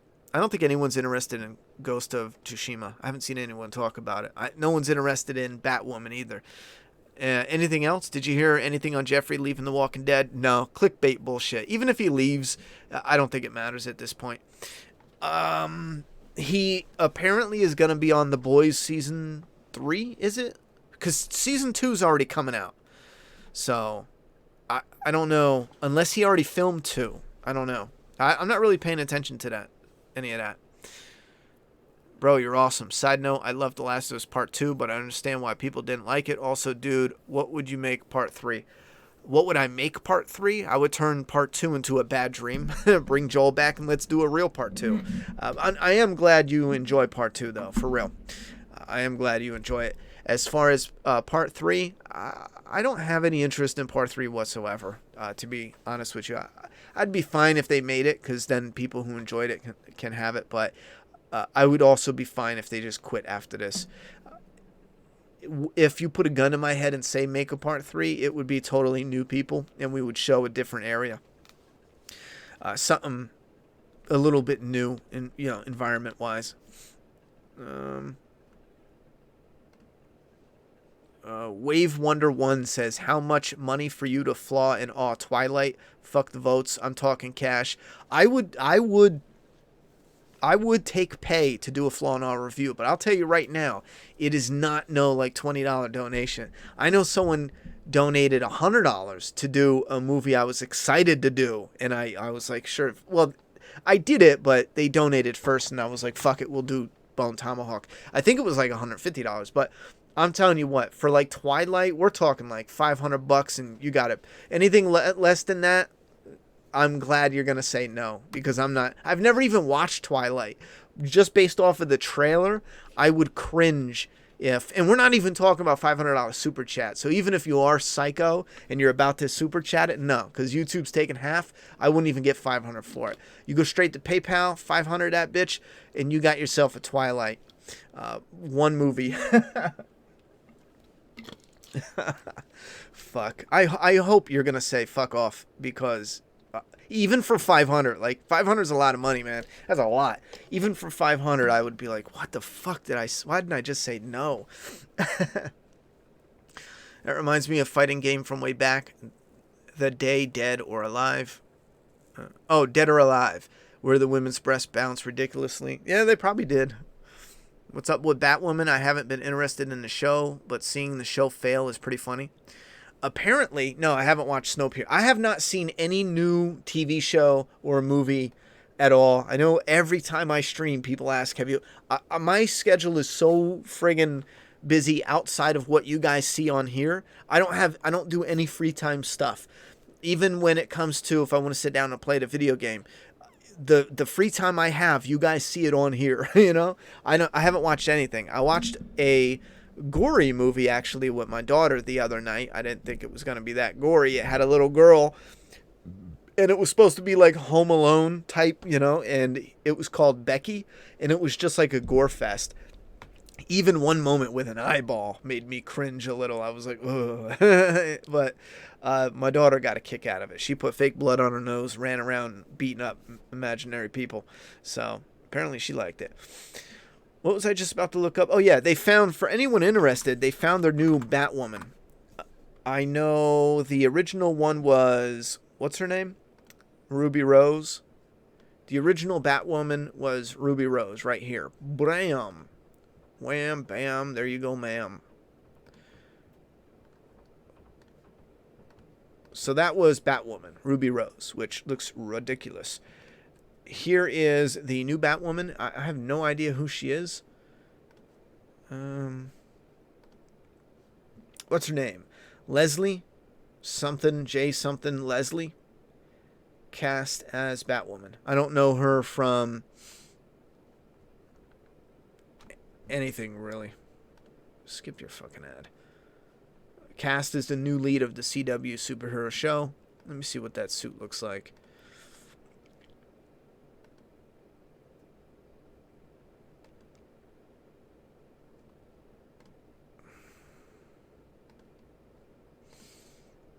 Her name.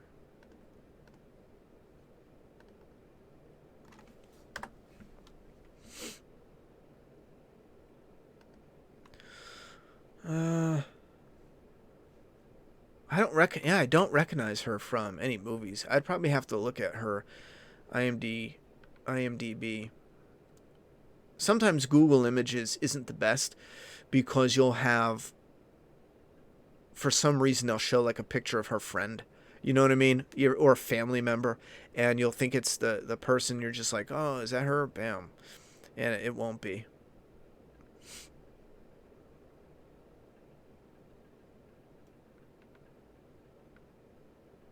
None of this shit even looks like it's from movies either. Where's her IMDb? There we go. Alright, so born in Germany. She moved to Maryland in a young age. Was raised in Marlboro, Washington. First stream of work began as lead at Killer Coach. I don't know what that is. Continued to work ties with series such as MacGyver. That's still on? Jesus.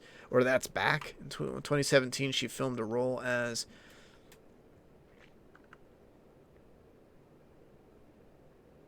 Wait, where the fuck is her... Oh, this is her biography. Where's her...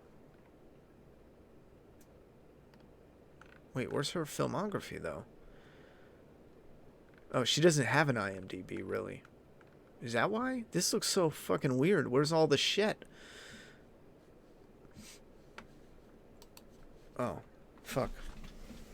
I think my controller just died. Yeah, it looks like Leslie's also trained in Muay Thai, boxing. Hey, at least she's got physicality for the role. Michael Hall, CW's sister and brand is Michael Hall. Also film, television, commercials. I don't know. I don't know from experience how well she'll do. I don't know if they're going to keep the same suit, keep the same style. Is she going to have the red hair? I'm not really sure. I know I have seen the original. Is it just called the original? It's not a remake. It's season 1, so she's going to take over the role for season 2. I did see season 1, and that was fucking terrible, bro. That was terrible. Do you think they should remake The Last of Us 2 because of all the hate? No, it doesn't matter. What's done is done. There's nothing you can do. Once you bring it out and it's done. Have you watched Snowpiercer? No, I have not. Ghosts of whatever looks so fucking dope, cutting motherfuckers up with a sword. It looks awesome. The only thing I wish was different is the hits. The hits seem a little too... Like, they show blood, and that's what I don't get. They show the blood, so when someone gets clapped, why don't you show the arrow just take out his head and he falls down? Instead, it's like you get hit in the head, and it instantly turns to an image of the guy like this, flying backwards like you shot him in the gut. I don't like that, man. Everything else looks fucking awesome, you know? And it looks very open world-like. It has that style, which is fine. Days Gone, it's funny because I never imagined I would ever say this, but looking back, I think some of the graphics and gameplay are it's a fight, because I think it has the edge on Days Gone to an extent. Outside of the Horde, because you can't do that in Last of Us 2. But if I had to rate my favorite like post-apocalyptic games, it would be Last of Us, Days Gone, and The Last of Us Part 2. And that is like blowing my mind saying, because I never would have thought that. I thought it would have been Part 1, Part 2, or Part 2, Part 1, and Days Gone. But the truth is, looking back, even looking at old gameplay footage, Days Gone was just like fun from beginning to end, minus any moments where it was like, this part is stupid or that part is lame. I would love a Falling Off for No Country for Old Men. I like that movie. I would like to get to that one day. Yeah, she seems pretty from the images we saw. So far, what do you think of Season 10 or The Walking Dead compared to other seasons? For me, it's one of my favorite seasons so far. I'm glad you're having fun with it. I think The Walking Dead is losing some magic for me. And recently I was thinking about why, and I think what I said before really really hits home what it is, or what the problem is. The Walking Dead for me now feels like a TV show. Before it felt like, it was, I don't know, it was more cinematic. I don't know the right words. I know what I mean, but I don't know the right words. The characters and how they act, and how the even from the editing, for all that shit, like doing the build up to where something happens and then cut, commercial break. You can't even tell there's commercial breaks when you go back and watch season 1. They did it so flawlessly that you can watch it in one sitting and it's like one movie. However, with season 10, they do this build up, they cut to black. It's edited again. It's when you put them side by side. Earlier seasons were done more with a cinematic, like true to the world, to the characters, but later on it becomes a TV show, and it has that TV show feel to it. For me, it just zapped it. So what do I think about season 10 so far? I think it's okay. I don't know. I think The Walking Dead for me is just dying. Your reaction is the exact reason I ask about Twilight. I know it would be a bitch to get through, but with some drinks, I'd have to imagine it'd be a hoot of a review. It might.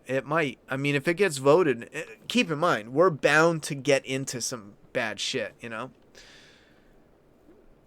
I heard about Jeffrey Dean Morgan leaving, but right now I'm confused, because someone said he was leaving to do The Boys Season 2, and maybe I think they heard it wrong, because The Boys Season 2 is done. It's coming out next month or something, 2 months from now, some shit like that. So maybe they mean Season 3, but they said it wrong. However, I just don't think it matters. Jeffrey Dean Morgan doesn't film all the time with Negan, and especially now that his like shining moment with the Whispers, and even with the being in the Whispers, he was missing for chunks of the story. I honestly don't think it matters. I think there's going to be plenty of downtime for him to film it. Who's more of a badass, Rick Grimes or Joel Miller?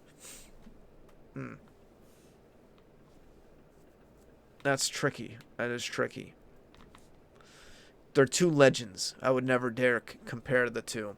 Ronnie, show us what's inside the head of yours. Tell us something funny or great story idea. I can't, bro. I'm not gonna do that. It's always the worst when someone's like, "Do a trick, doggy." You know what I mean? When it's naturally and something I think of. Oh, remember that? Yada yada yada. What if instead Ellie found Marlene's tapes from part 1? Marlene made a choice for Ellie. Joel did. Wish they would have explored that, not pretend like Fireflies were good. I think it would have been more interesting if Ellie found one of the tapes Marlene made. I think even having both of them, knowing, giving Joel shit. And again, there's so much more here that could have added so much more interesting stuff. Imagine giving Joel shit, but then also discovering the Marlene tapes and then being like, fuck, it was more complex than even Joel let on. Joel just made it seem so simple. And yeah, they did talk to each other real. Joel would have been, as a human being, he would have been like, listen, you were knocked out. They had a gun to my head. They were going to kill you. I made a choice, and I stick with that, Instead, he was just like, I saved you. I did something bad. Do you think the scars are a softer version of the Rippers in Days Gone? Yeah, to a degree. I think they're very similar. Flaw and all, the Lost Boys. I would like that. I've lost all steam on The Walking Dead Season 9. My excitement died.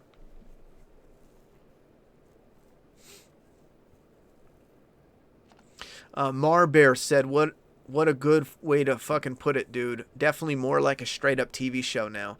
Yeah, I went back and looked at the Flaw and All review, and I didn't even notice the commercials, and there was so many other cinematic elements, how raw some of the conversations are, and it's not poetic, it's not like you can take this, because they write the conversations now to be something that would clip nicely in some kind of quote of the day for the internet, but back then it was just how this person expressed what they're going through. That's how they wrote it, and it was just it was more realistic, it was more grounded within the person in a way that made it easier to fall in love with them, to stick with them. Now we get quotes for the internet. That's how it feels.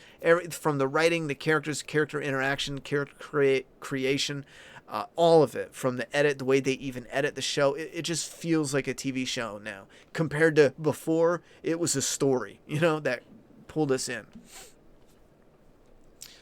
How much for you to do a Flaw and All for Raimi Spider-Man trilogy? Oh, I don't know, brother. I'm not really getting paid to do the Flaw and All reviews, but let's get some of the ones out. I would rather just naturally do them, because I'll be honest, there's no Flaw and All review, even if it's one that I want to make, there's no Flaw and All review where someone's going to be like, here's $50 to make it, because they're 30 some hours worth of editing time alone. Like, you know what I'm saying? So that's what putting the script together, and some of them even go a little more than that. So like 20 to 30, sometimes 40. I think Dawn of the Dead was one that went around 40 hours. So I would rather it just be what the supporters pick, because if one person's like, I'll pay you to do this video, you're paying hundreds, because I'm editing for hours upon hours upon hours. If I was to just say, yeah, $50 and I'll do this, sure, I'd probably make a few hundred, but I'd also have 10 videos lined up, and I can only do those in like 10 weeks, let's say, because it takes a whole week. It's a full-time job to edit them. So I would rather just do them naturally and not get paid for it right now. Early Walking Dead had something to prove, was fresh and had passion behind it. Now it's established and old, which always allows them to get more generic. Happens to a lot of shows. Yeah, in a way, I believe that's the case somewhat. Still very up in the air with Jeffrey Dean Morgan. Might be doing something with the Flashpoint movie. Yeah, I heard about that too. I really don't care if they, at this point, I don't care if they kill Negan off, if they leave him alive. I think a part of it has to be burned out, just because for years now, every day someone asks, hey, this person might be in this, what about this, and it's all the same thing. It really narrows down to, most of the time they can do it all. I mean, Jeffrey Dean Morgan has been in numerous projects ever since he's been on The Walking Dead. They're allowed to do what, because he's not constantly on set. He's not the lead. He's not in every episode. He's not. When he is, I'm sure his schedule is a little tighter. But he did the Rock movie. He did another B movie. So I think it's just years of having the same type of prediction stuff. I'm just so eager to be done with The Walking Dead. I think if I loved it like I did, I would be still willing to go every day with it. I just don't. It just doesn't have. I'm cool with talking about it when it's on air, and then when it's not on air, I'm good with just forgetting about it, to be real. Outside of looking back at old seasons for flaw in our reviews, I just don't really have an interest. Who's your favorite character in The Walking Dead right now, aside from Daryl and Negan? Because there are obvious answers. This is another rough one. I don't think I have one. I just don't care. Michonne was one of my favorites. I know Daryl's one of my favorites because of Norman Reedus. I've been a fan of his for a long time. Negan's one of my favorites, but I know you said not those two. Outside of those two, Carol is obviously, but that's another easy one. She's been there since the beginning as well. My answer is I don't have any favorite. No one has earned that right yet. Even characters that I'm warming up, like I'm warming up to Connie, but she hasn't earned it yet. She didn't put in enough work yet as a character being on the show. Do you think the Commonwealth will be better in the show than in the comics? Because in the comics it was kind of boring. I fucking hope so, because it was boring. Why didn't the Fireflies wait for Ellie to just wake up to perform the surgery? Well, because they didn't want to take the risk in her saying no. What new projects are you planning on making? Right now, I'm solely focused on Doomsday Kingdom. Doomsday Kingdom and Flaw in All reviews. Now, we started putting up some of because we were going to do Last of Us Part 2. I'll be real with you. We're going to be getting into some of the first parts of that. I don't know how it's going to go. I'm still structuring it. I don't know yet. It's a video game, so I'm putting it together. If it doesn't do well, I'm probably going to put it on the back burner because we started doing we started posting the gameplay for that, and I just got this gut feeling that I'm just wasting my time with it. I'll be real with you. I probably never should have mentioned. I just got excited. I thought it was a new fun thing that we can do in snippets, but I'll be real with you. I just think I'm wasting my time.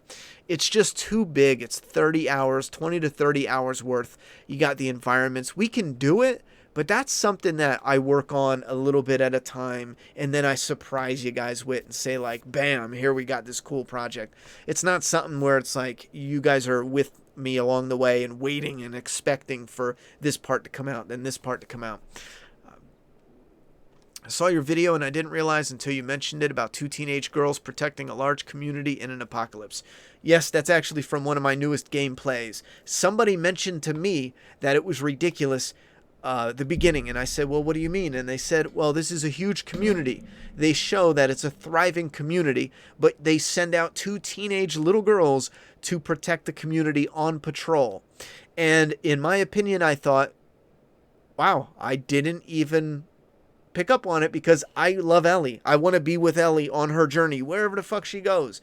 But in reality, yes, it should have been a more veteran, older, teaching, showing the ropes, whether it's Maria herself or one of the guys from the community. He should, like Jesse, he should have been on patrol with them, showing the ropes, just making sure, because if I have a community, I don't give a fuck who labels me as sexist. I'm not sending 2 teenage girls out on patrol.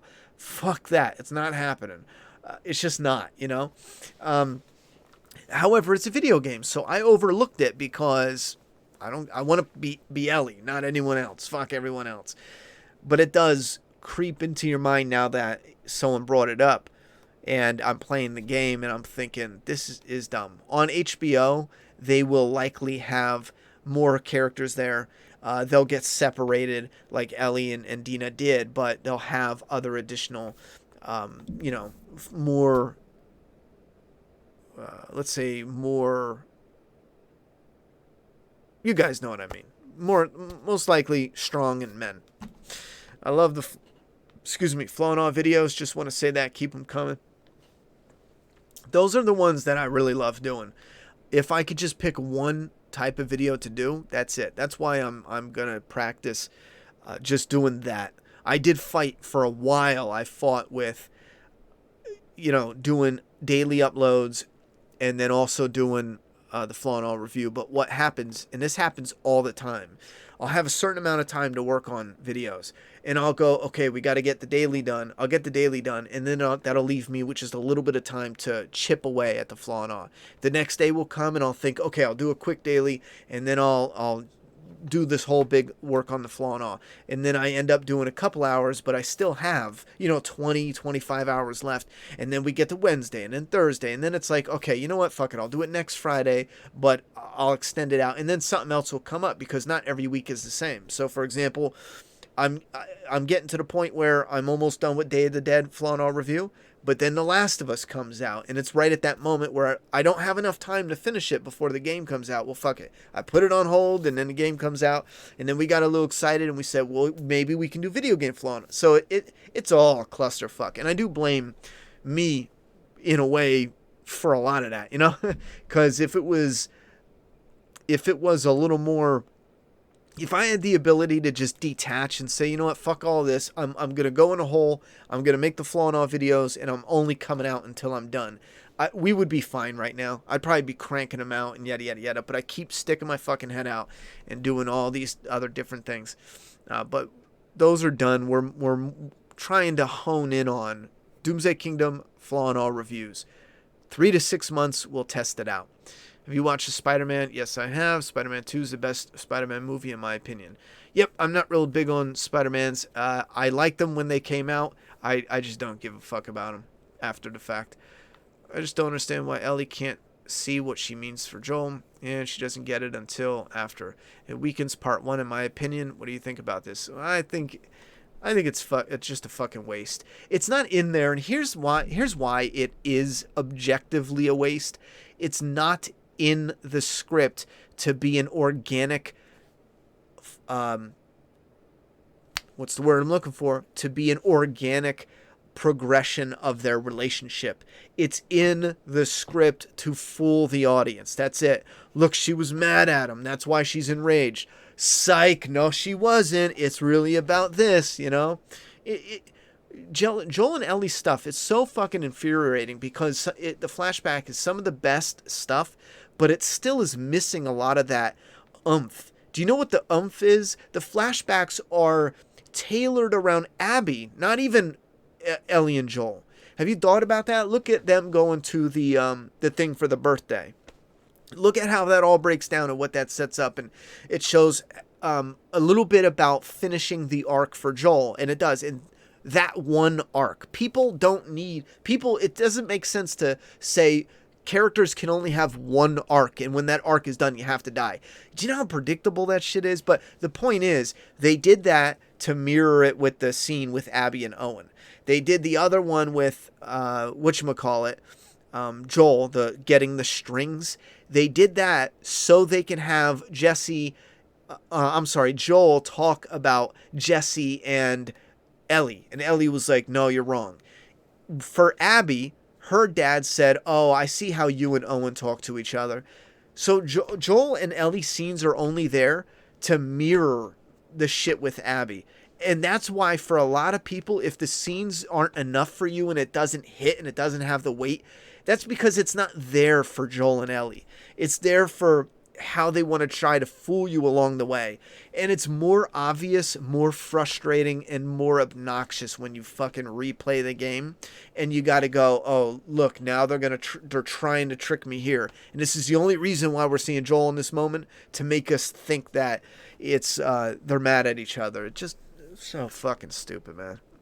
Part 2 is someone who got so stoned thinking they wrote the, most emotionally artistic thing ever, and they didn't even realize they've been doing the same shit on TV shows for the past 2 fucking decades. We just had it in The Walking Dead. Anyone who, again, if you hate or love The Last of Us 2, it's Maggie and Negan. I mean, it's the fucking story all over again, to a T. Even the beating, even the fucking beating. I just can't with this fucking part 2. You could start a second series, $50 to do a commentary as you watch a movie, and then edit it down to 20-minute video. way less editing, less tedious, maybe add a drinking game. I don't want to, though. Here's the thing. I'm not on YouTube because I want to inflate my ego and I don't want a real job. I mean, listen, I like money. I like good things. I want a good house. I want a good this and good that. I have no problem being like, fuck, this ain't cutting it. This isn't where the money's at. Not for me. Maybe I don't have the attitude or the, I'm not young enough. I don't have the charisma for it yet. I'm not a sexy bitch. You know what I'm saying? I don't have a problem going out in the world and busting my ass and making money. I've been doing it all my life. I want to do this because there's a passion in what I want to do, and it also helps network with other people to get into other areas that I want to do.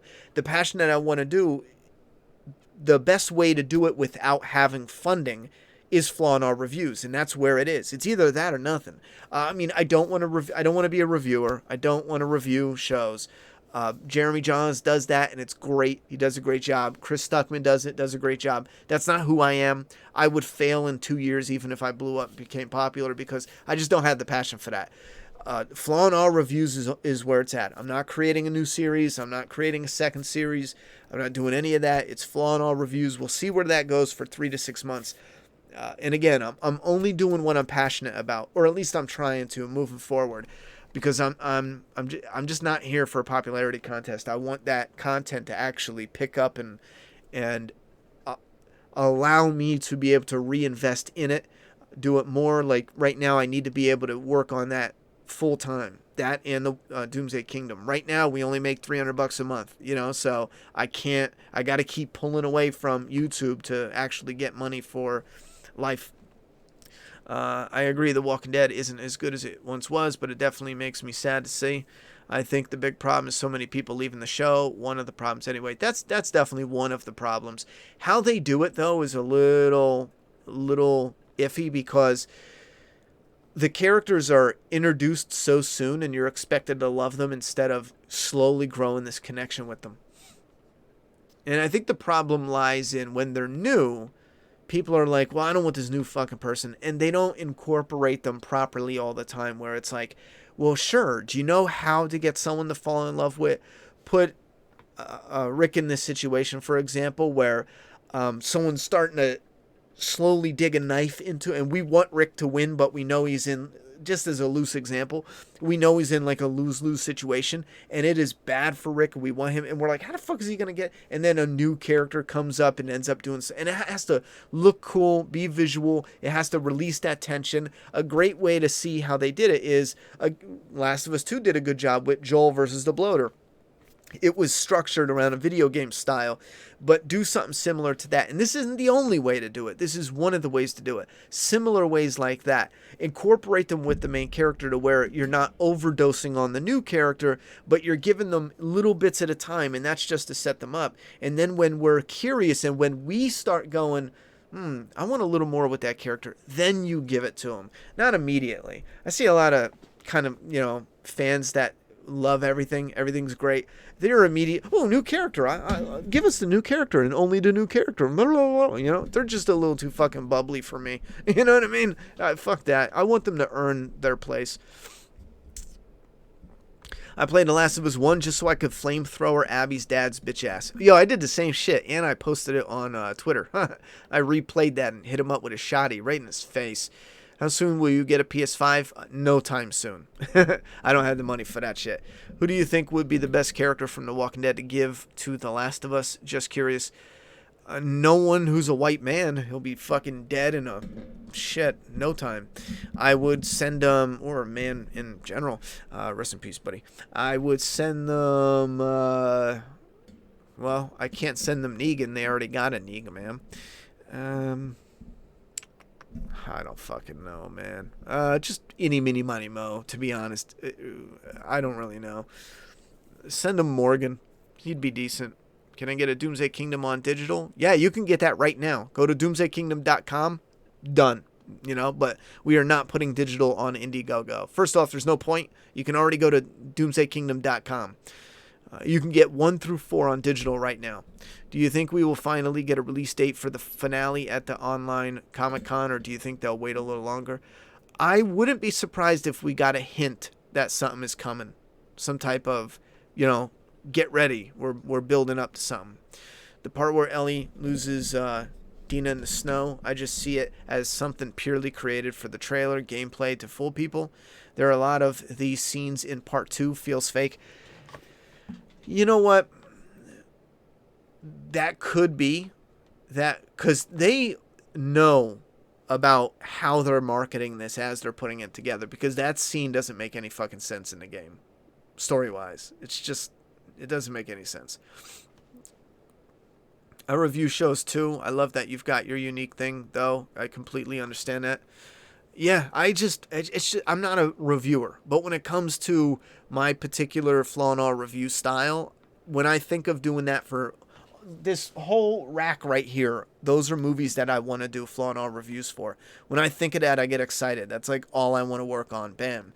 But the trick is, before I was trying to bang it out while also keeping consistent content or staying in touch with doing this, and this. But moving forward, I really got to, how much time is left on this? I really got to just hone in on the Flaw and All review. Like I said, I worked some extra overtime on side jobs to get a little extra money, so that way for all of July, I could just focus on Flaw and All reviews. I had some delays there, but we're at that point now where I'm working off some extra money, and I'm going to be heading into full-time Doomsday Kingdom for this month. Doomsday Kingdom and Flaw and All reviews. We're going to get cranking on it. It's early July yet. I'm hoping we can get a few Flaw and All reviews out, see how it's going, and then August, give me an idea of how we're looking for the following month, because consistency is a key thing. Any part of The Last of Us make you cry or emotional, part 1 or 2? I think there was something in part 1 that was, what was it? I forget. It's not like in the end. I think the beginning with Sarah was that was a tough moment. And there's somewhere near the end where it's not quite the end. I think it's with the David moment, believe it or not, which is a weird one for me because I was all in the moment of kill that fucker, you know?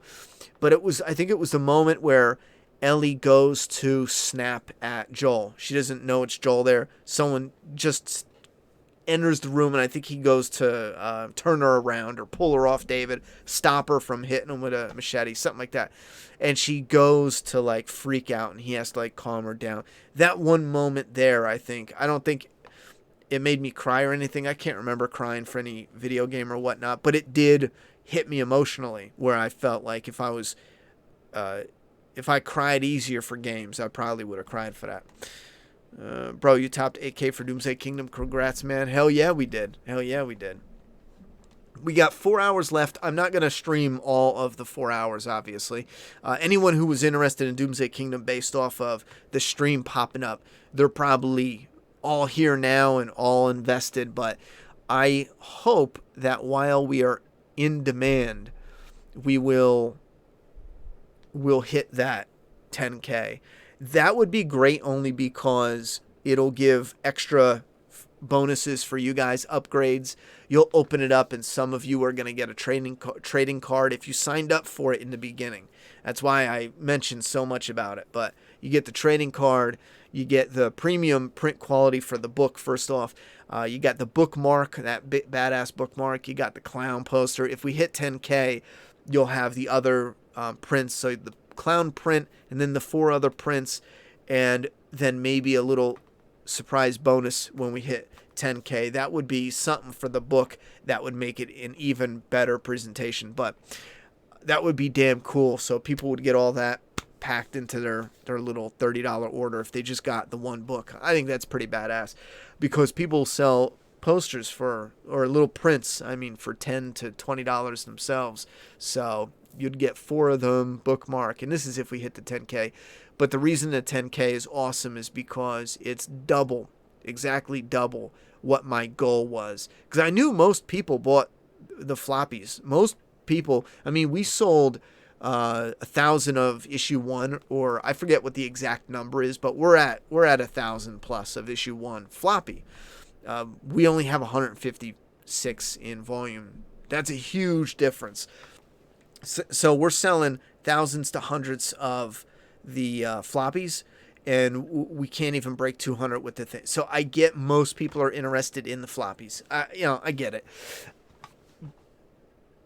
This was an experiment to see, in a way, how many people are interested in. Now, keep in mind, if we stopped doing floppies and we went to volume 2 was all that we are releasing, we would probably triple, we'd probably sell 500 copies. Who knows? So we'll have to see. I think right now our plan is to continue with floppies, and then, because that's what the industry does. You put out a few comics.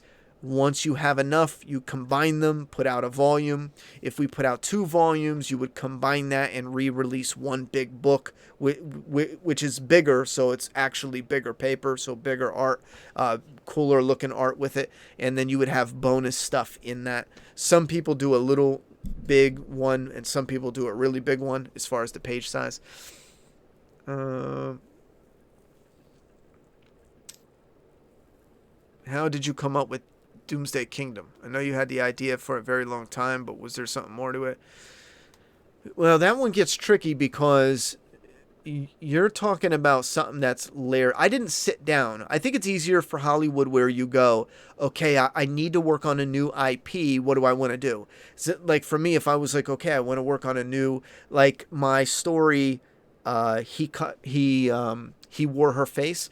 That story was purposefully, I want to do a love letter to the slasher genre, but I want to do a little something different. So I need to have a villain that has like an iconic look, like a mask type. What is out there that hasn't been done before? So I tapped into, and I know the title sounds like you know what it means, but it's fucking totally nothing like that. He doesn't carve off skin and wear it. It's nothing like that. You'll understand what that means when you read the story. But so I purposefully honed in on based off of what I wanted to do with the genre that I love. But for Doomsday Kingdom, it simply started as me loving the zombie genre, but not having anything out when I was real young. Like, we're talking, fucking like 15, right? Whenever 13, maybe even.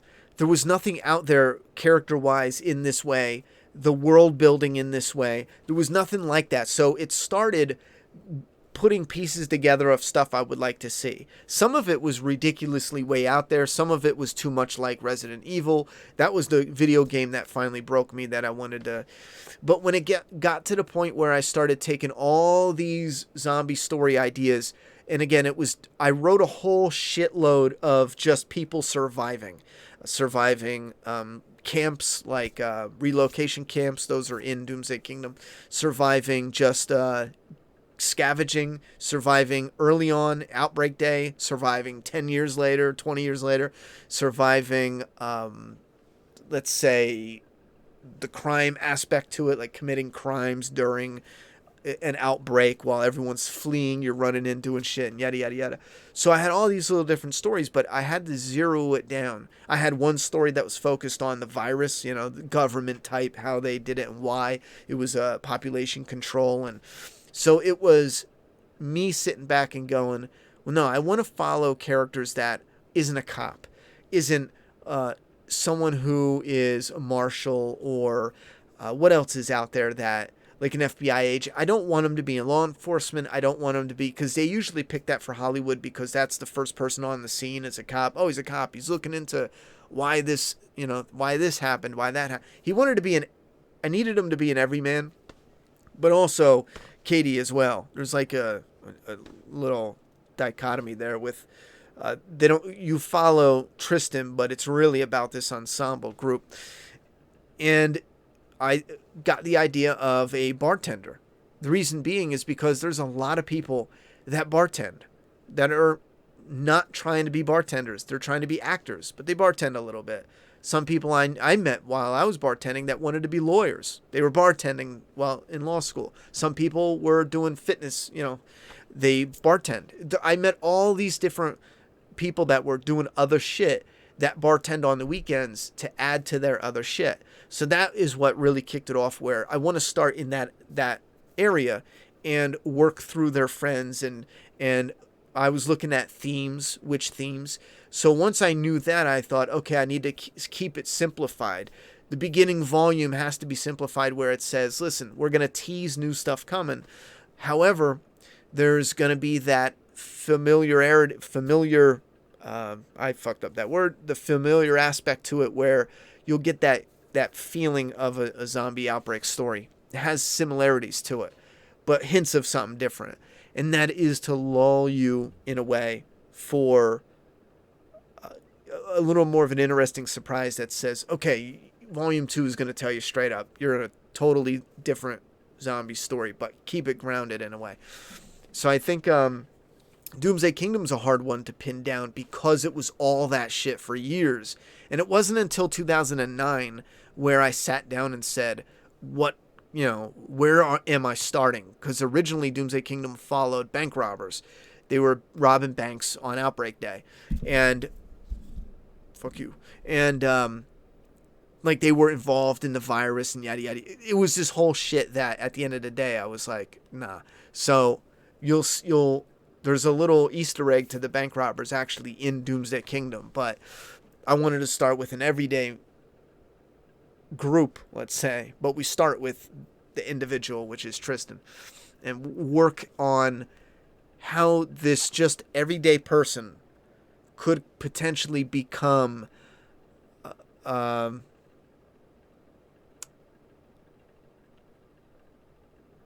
what would be the sentence that would be spoiler free? Could become something totally different, something greater than, because even in their lives, this is our life, this is the direction it's headed. But having something just change the entire world and looking back going, yo, I would never predict I would be here 10 years ago. It has that vibe to it, but obviously because of the post-apocalyptic. Anyway, do you think that Maggie was still Negan? Wait, do you think that Maggie will still make Negan leave in the TV series, or do you think he'll stick around? I don't know. I think because they live in different communities, I don't think it's going to be a problem right away. But I think there's definitely going to be something there, conflict-wise. Have a good night, Dan. I was crying when found out Lori dying for Rick, that was pretty emotional on the show. I remember being like, I could see why people cry for that, especially with Lori and Carl. Recently watched some behind the scenes of Last of Us 1. Developers talked about how great at Naughty Dog it was. Neil saying the genders of the character wasn't a big deal. Highsight's a bitch. Yeah, well, I would love to watch that and see how he meant it or what he said, because when the reviewers got a hold of it, when his people got a hold of it, and they said, Neil, bro, you made a white straight male the lead? That's problematic. Oh shit, we rose to 8120, and we got 4 hours left. Let's wrap this up though, and then, so I'm losing my motherfucking voice. And as we wrap it up, how long have I been going? Yeah, that's long enough. As we wrap this up, I do want to remind you guys, it's going to go into in demand, or whatever that's called. It'll go in demand, so you still have the potential for at least a little bit to put your order in, but we will be shutting that off after a while, so that way we can actually put our full order in. We are going to wait until the art's all done, so that way we can get some last remaining orders in. So, and we're going to order a little bit of overstock so we can have a few for if anything gets damaged and shipped, we'll be able to cover that. If anything, or maybe we need to sell a little extra, and then maybe if we can generate some profit off of that, we'll put that into volume 2. Yeah, Crimson said, did COVID-19 give you any ideas for Doomsday Kingdom? Yeah, actually, in certain little aspects. What was the one? Certain little aspects, like how they deal with, I mean, in a way, COVID-19 was like a huge real life researched for. I forget the word I'm looking for, but as far as the research for it, and that's what was the one thing recently I used. I think it deals well with how it is communicated between the different states, how it's communicated from all the government to the people and all that. That helps. But there was something.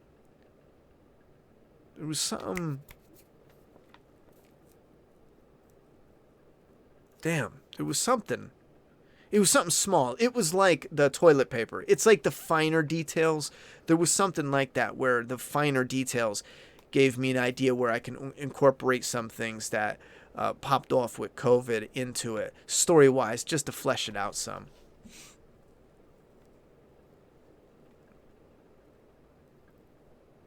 Yeah, I agree. The zombie genre needs better stuff for sure. I watched Leftovers. I liked it. You may have seen some of my posts in the Matt Family group. Have I? Do you think we'll see some overgrown cities in the world beyond? Or will they stick to the forests and road scenes? Pretty bored of that. I believe early on they will, like maybe for season 1, will show some. And in between traveling, they're going to show woods. I mean, it's fucking AMC. But for season 1, they need to come out of their pocket to really set this up. Yeah, it is weird. IndieGoGo won't let us do another 30 days. They have it set up to where it's locked. So once you type in the information, it's locked. There's no options to change, correction, and it has a little warning where it's like, you can only do it once, you know. It was just, I don't know, it just sucks. I make custom zombies maps in Call of Duty. I would love to make a map based on your comic. Are there any key locations like the prison in The Walking Dead you can tease to us coming soon? Well, I don't know how to tease that without giving like the specific how it's set up. There's like a concentration camp type setup. Yeah, I don't know how to go into detail because some of the areas are like an old store that was repurposed into this holding area. I really don't know how to go into the finer details of how, because on the outside it's set up like a chicken coop where it's got the wired fencing and then there's just like bunk beds and I'm not really sure how much details you need. But if you're talking like just a generic prison, school, yada yada, no, we don't. We have row houses we're going to be in and out. There's going to be a certain amount of traveling because we're obviously out and about while out on the city street for the first 2 volumes dealing with shit. Are there toilet paper shortages in Doomsday Kingdom? Well, it's kind of not necessarily the same. So even though that was great to see how people react, this is a touch different. We do have something similar because of it. The outbreak doesn't happen immediately in the whole world. You have right now, you just have one small town that gets hit. So the rest of the world being paranoid and yada, yada, yada, they're going to do some similar stuff. Like some people might go into self-isolation and then stay away a little bit. There might be some issues with hoarding. There's going to be some economic ramifications from. But again, that's all stuff that we're not going to get into because the characters don't get into that. When it gets into the 2 cousins have an issue with their pizza place, but that's much later on. They're in a different state. So when you see how that affects people who are trapped on the inside from the people who are on the outside. And again, that's all stuff much later on. We'll get into stuff like that, but again, this virus is nothing like people being worried about getting sneezed on and yada, yada, yada. So you'll see some hoarding stuff, but it's not going to be like, oh, hey, there's no toilet paper at the store. It will be different than that.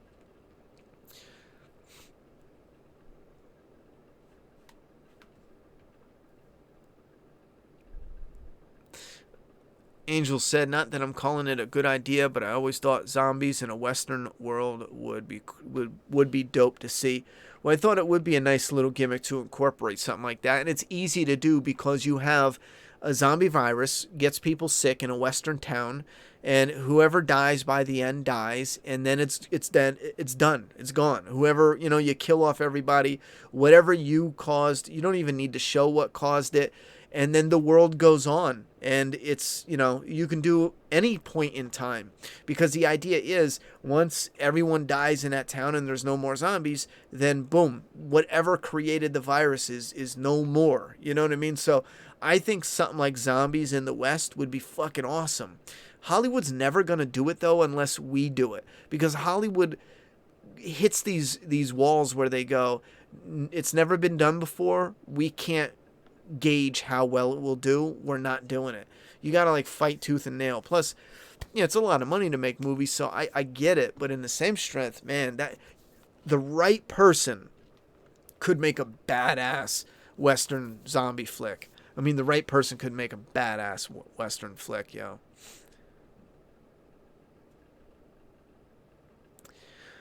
Yeah, listen, we're going to go in demand, but we're not allowed to keep the campaign open for another 30 days. There was a section to do it, and the artist went to do it, and I think he was Russian, and he clicked on 1 day and not 30, and it was just fucking, it just got jacked up. So it allowed us to do 1 extra day. It fucking is what it is.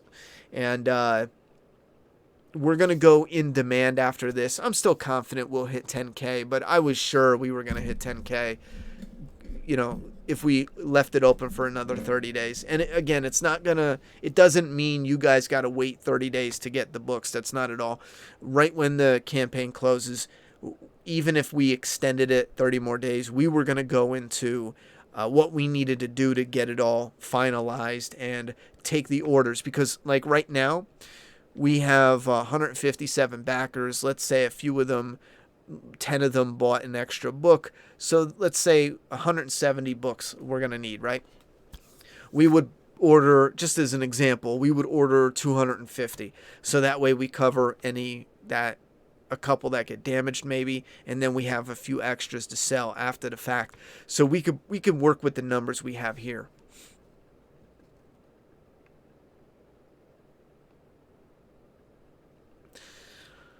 Sorry, I just meant early on as they're going. No, there's not going to be a key location, and they're not going to be on the move. It's funny because they're not on the move. There's not a key location. There's going to be, I can't tell you without spoiling it, but they will stay a few nights, let's say, at one of their houses, one of the characters' houses. They'll crash there while they're trying to figure out where specifically to evacuate to. The first initial I just thought of something. I was like, wait, there's going to be an area.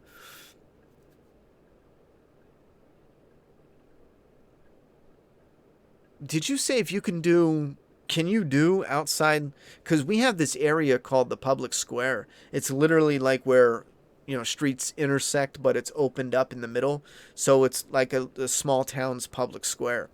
That's a little important place that we're going to be going back and forth to a few times. So it'll be showcased in the thing. Can you do an outside area? Because if it comes to inside area, I just simply don't have anything to say at this point in time for a specific indoor location, because they're not locking down in any schools. They're not locking down. They're overnight, super quick. Story-wise, the characters literally one stays overnight at a bar, like a bar/nightclub. But this is not about getting locked down in communities. It is on the move in a way, but I will say they do stay at one person's place for a few nights, let's say. But as far as key locations, I don't have anything to give you. Why won't they create these apocalyptic movies in older times? Would be pretty sick. I don't think they have anything to gauge it on. And Westerns don't do all that great, if I can be honest. They just don't. Not gonna lie, I got post-game depression after playing The Last of Us 2. Did you sort of feel empty afterwards?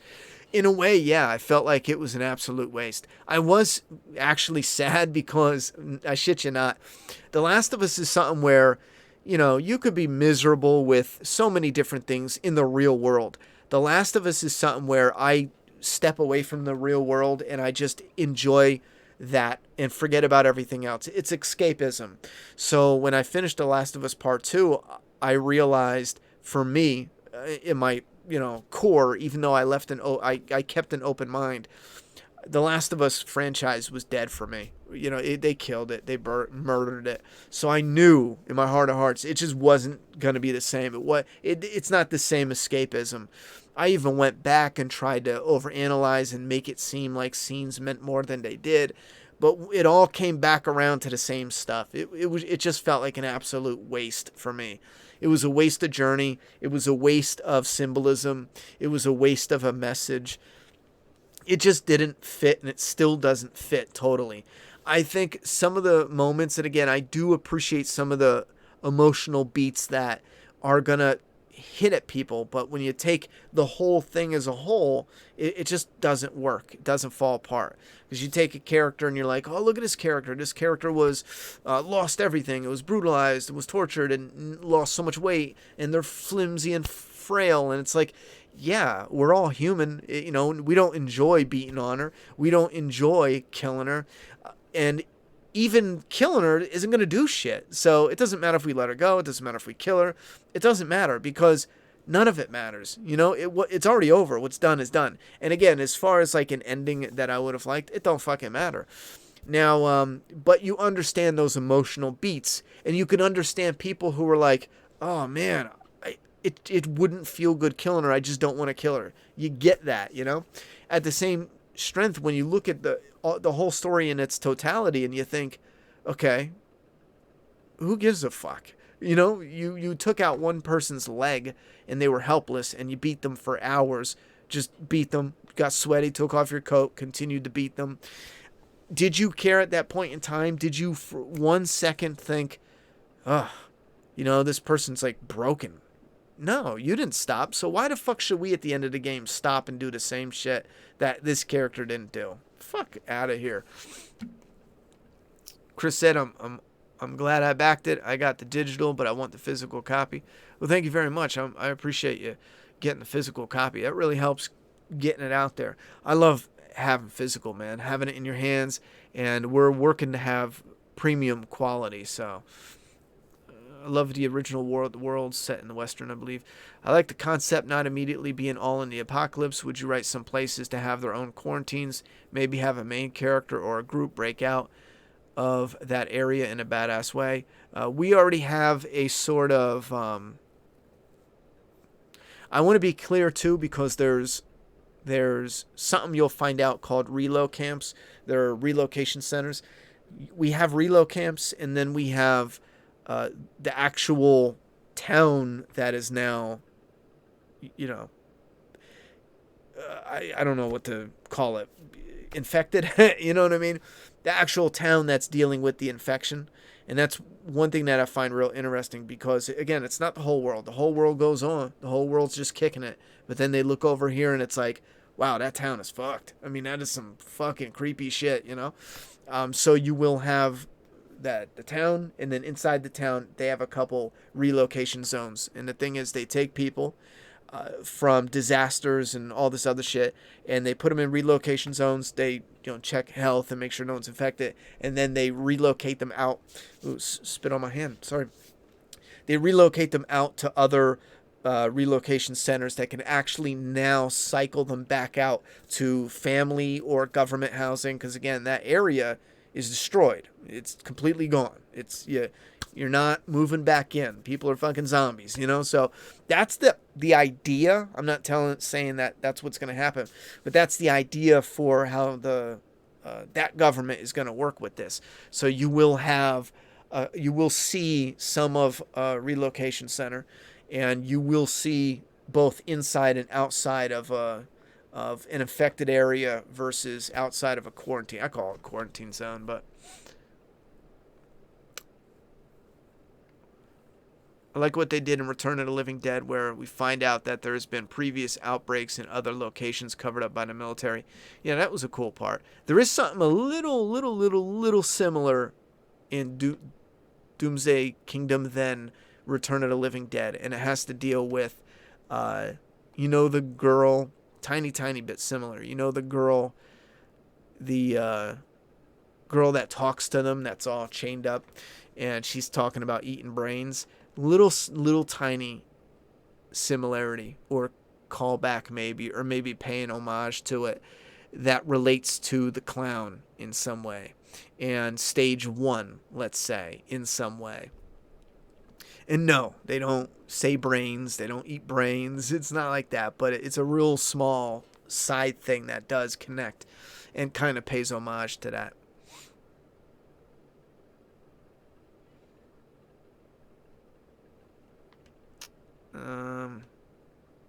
Where can I get physical copies of Doomsday Kingdom? You can go to IndieGoGo right now and get the volume. That is going to be issues 1 through 5, all in one book. If you want the floppies, you can go to doomsdaykingdom.com, but you're going to have to wait a while. The floppies are going to be restocked after the volume, and that's because we were using a different printer. Because of COVID, we don't have physical copies right now. We're all sold out. We're going to be getting more. Actually, we do have the blank sketch variants, so if you want issue 1, you can buy it right now. It's a blank sketch variant, and those are in stock. We only have like 20 left.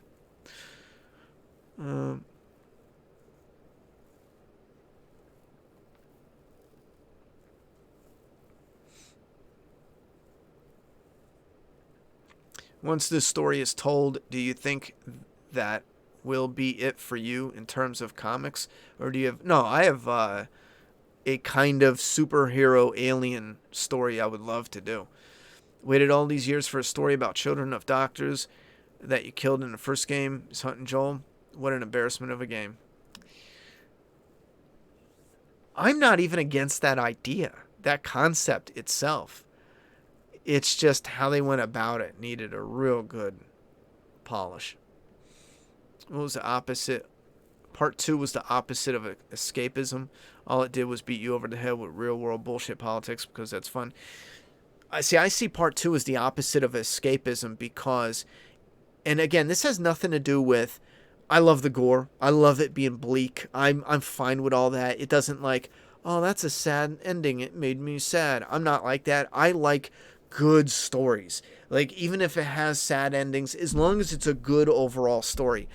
This for me wasn't that. This for me was, we wasted a huge character to use as a catalyst for something that doesn't fucking matter.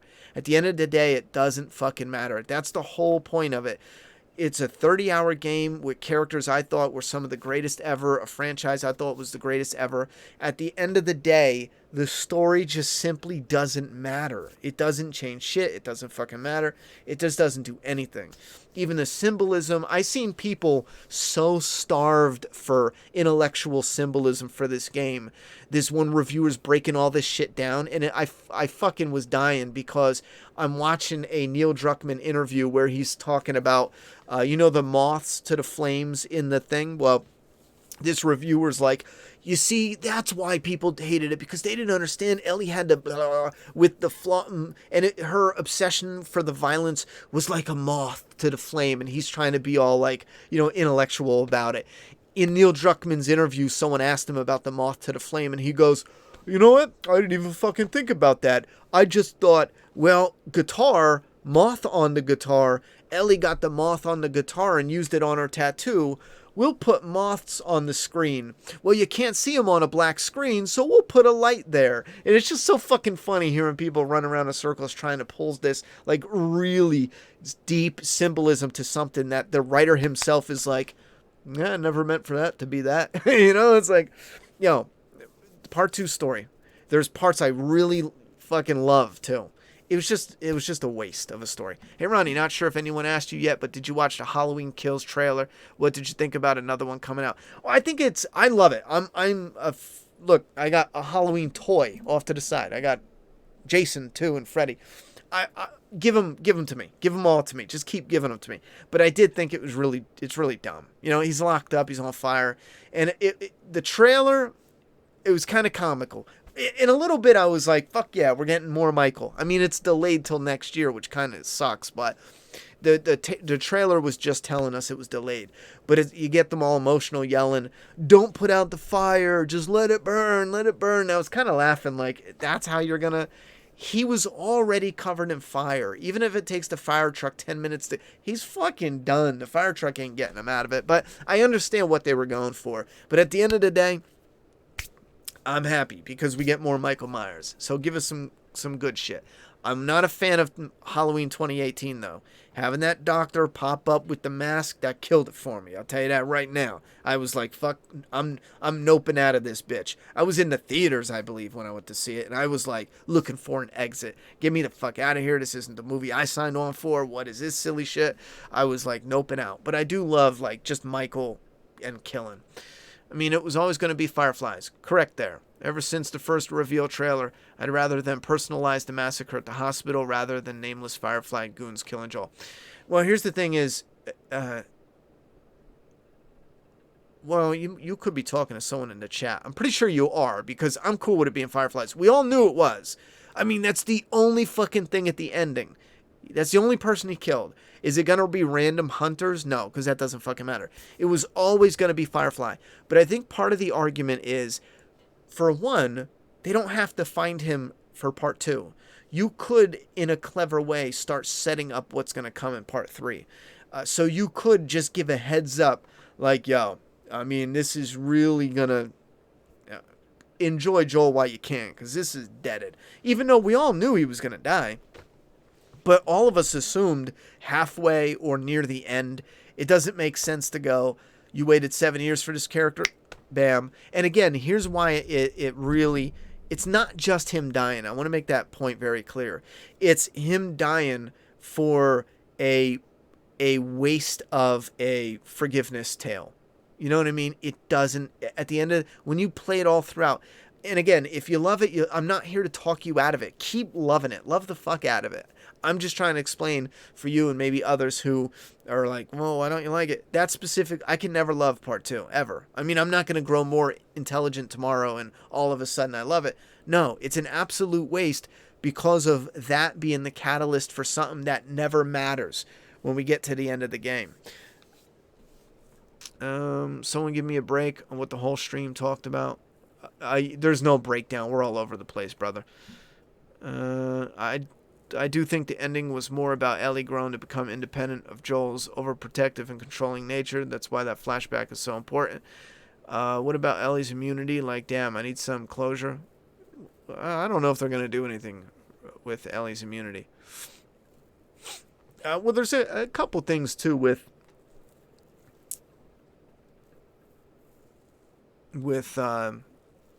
the ending there. Let me see what he said. I do think the ending was more about Ellie growing to become more independent of Joel's overprotective and controlling nature. That's why the flashback is so important. Well, there's only if you look at that and say that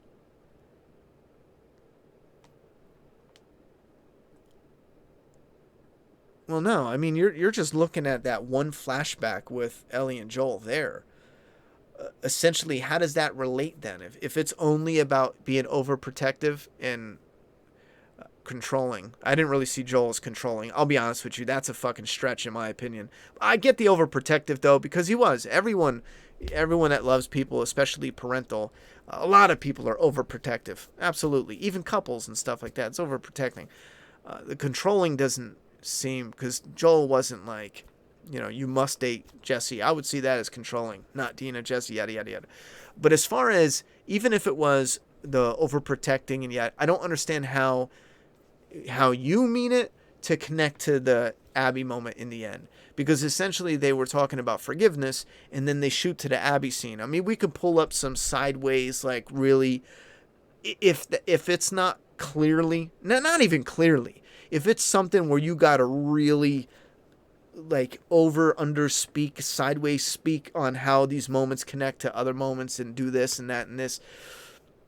The scene was about forgiveness. The next scene was about forgiveness. If you want to go into other symbolic stuff and how that feels, again, love it all you want. I'm just saying the forgiveness doesn't matter. It's wasted. It doesn't even fucking matter in my eyes. I mean, again, you guys can love it all day. Is Doomsday Kingdom issue 5 digital sold out? No, we didn't even put out issue 5 yet. The reason as to why she spares Abby is because she wants to make that decision for her. Oh my God. I've heard a ton of people say, and again, if this is how you see it, have at it. Even if the writer comes out and says that, have at it. That's almost even worse than what I got it. I can finally make a decision for myself. I'm not going to kill the person I've been hunting down for months, and I've already killed 7,000 people to get here because I made it on my own. I mean, she's made most decisions on her own. Even saving Joel, she made that decision on her own in part 1. I've heard that reasoning in a review, and I hate it. Again, though, if that's what you use to love the ending, go for it. But, yeah. And to connect it, not because she owes it to Tommy and Joel, even from the farm, she didn't want to go after Abby. Again, here's why I say I don't believe that. For me personally, I don't believe that is right at all, because Tommy wasn't trying to control, whatchamacallit, what's her name? Ellie. Tommy is supposed to mirror when Ellie was giving Tommy shit in the beginning. Again, if you look at how they break down the story, purposefully mirroring and paralleling it, every little beat in the beginning to the end is mirrored and doubled. Everything. The entire, even dialogue, it's all doubled. So, for example, when, after that, when Ellie is like, I'm out, I can't sleep, I can't do this, and Dina says, if you leave, I'm gone. I'm not waiting for you. That is literally Abby and Owen's scene, where Abby is like, come back and come training. And Owen is like, you go train. I want to stay here. Everything is just built to mirror each other, to highlight that theme of it, two halves of one coin. You know what I mean? So I don't, but again, though, I'm just telling you, I don't see it as that at all. You should watch Barn Skins from National Geographic. Tommy guilt tripped her, and she felt like she owed it to Tommy and Joel, but in the end, completing the cycle of violence wouldn't have grown Ellie's character anymore. Yeah, and again, so I can see you have this, you want everyone to love it. Sons of N7, I'm never going to love it. I've broken this down, and if you see it that way, have at it, love the game, and go. But that's not at all what I got from it. That's not at all what I even find interesting. Even if I was like, oh, that's what the game means, I hate it. I fucking hate it. It's terrible. Tommy guilt tripping her was fucking stupid, first off. Even yelling at her, it just didn't fit his character. Even if it was a person who was broken and lost everything. Just fucking terrible. And she felt like she owed it to both Tommy and Joel. But in the end, completing cycle of violence. And that's another thing, I agree. None of it matters. I thought it was a waste if she lives or dies. An absolute waste. My first playthrough, I just wanted Ellie to live because I was just so worried they were going to ruin the whole franchise. I didn't focus on it until I did my second playthrough, and then I realized halfway through, I don't care if anyone lives and dies at the end of this, because what started this was a waste.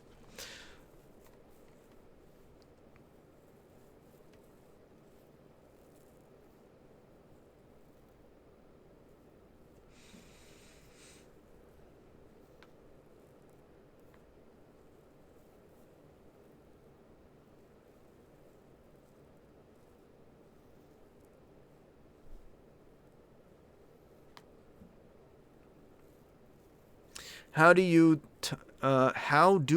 Tommy, should have spoken to Ellie in the farmhouse? I remember you did say that wasn't Tommy. I agree. It seemed forced in order for Ellie to leave. Yeah, it was forced because they needed it what's the fucking word? They needed it to mirror Ellie being confrontational to Tommy, because that scene mirrors the one with Ellie and Tommy. And I'm almost positive, I'll go back and look, but I'm almost positive the writer literally came out and said that. Neil Druckmann, go back and listen to I think it's like an hour-long interview. I won't say for sure yet, but I'm almost positive that specifically mirrors that, like confirmed, 100%. Now, Tommy, the character that's really built up is one that is damaged in a way that pushes back against that aggressiveness, but still has that backbone and is tough. He's someone who, his whole existence was for the community and for the people and his wife and yada, yada, yada. Even losing his wife taking a break, Tommy would approach it, the one we know, I feel, because again, when he started talking like that, I was like, is this a dream? Is this Tommy? He would approach it as if it was more of a begging. Like, I want to, I need to, I wish I could go and get him, but I can't. My leg don't work. I got one good eye. I was shot in the face. My other eye don't work. And he's more like begging and pleading, like he can't move on. He needs this done. He would do it himself, and he would plead, I would go myself. I can't go myself. I would. And then Dina would rat on him, nag on him, and he would more of like a pity, like, wouldn't you do this for me? Like, you broke my heart that you wouldn't do this for me. You promised me you would do this for me. That's how the Tommy they built up. That's how I would see him. And I would understand, oh, yeah, that fits his character. And then when he went out, and again, you don't make him some, like, sad little bitch. You make it more emotional, but he has this, like, almost as if he's hurt that she would talk all this game and just fucking, you know, I mean, yada, yada, yada. And again, it wouldn't be the most pleasant conversation. And then when he went out to his horse, she would overhear Dina, what the hell were you doing? You brought that up. And even have Tommy say, listen, you know, blah, blah, blah, blah, blah. Don't have it come as if like, oh, fuck you, bitch, yada, yada. How they have Tommy there. Come it from a broken, pitiful man, almost like this still keeping that guilt trip, but from that more connected to how we seen Tommy naturally act, not this demanding, weird, telling a 19-year-old girl, grown-ass, sniper, killer, badass, you told me you'd make her pay. That's what you said. Yada, yada. I don't know. It's just so fucking off.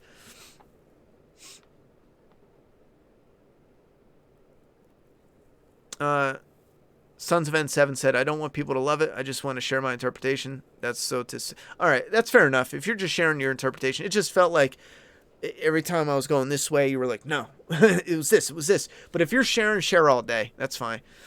Ellie refusing does piss him off because she's the last one able to get after her. And again, that's fine. And that's literally what happens. But I think that's dumb writing. That's fucking awful writing.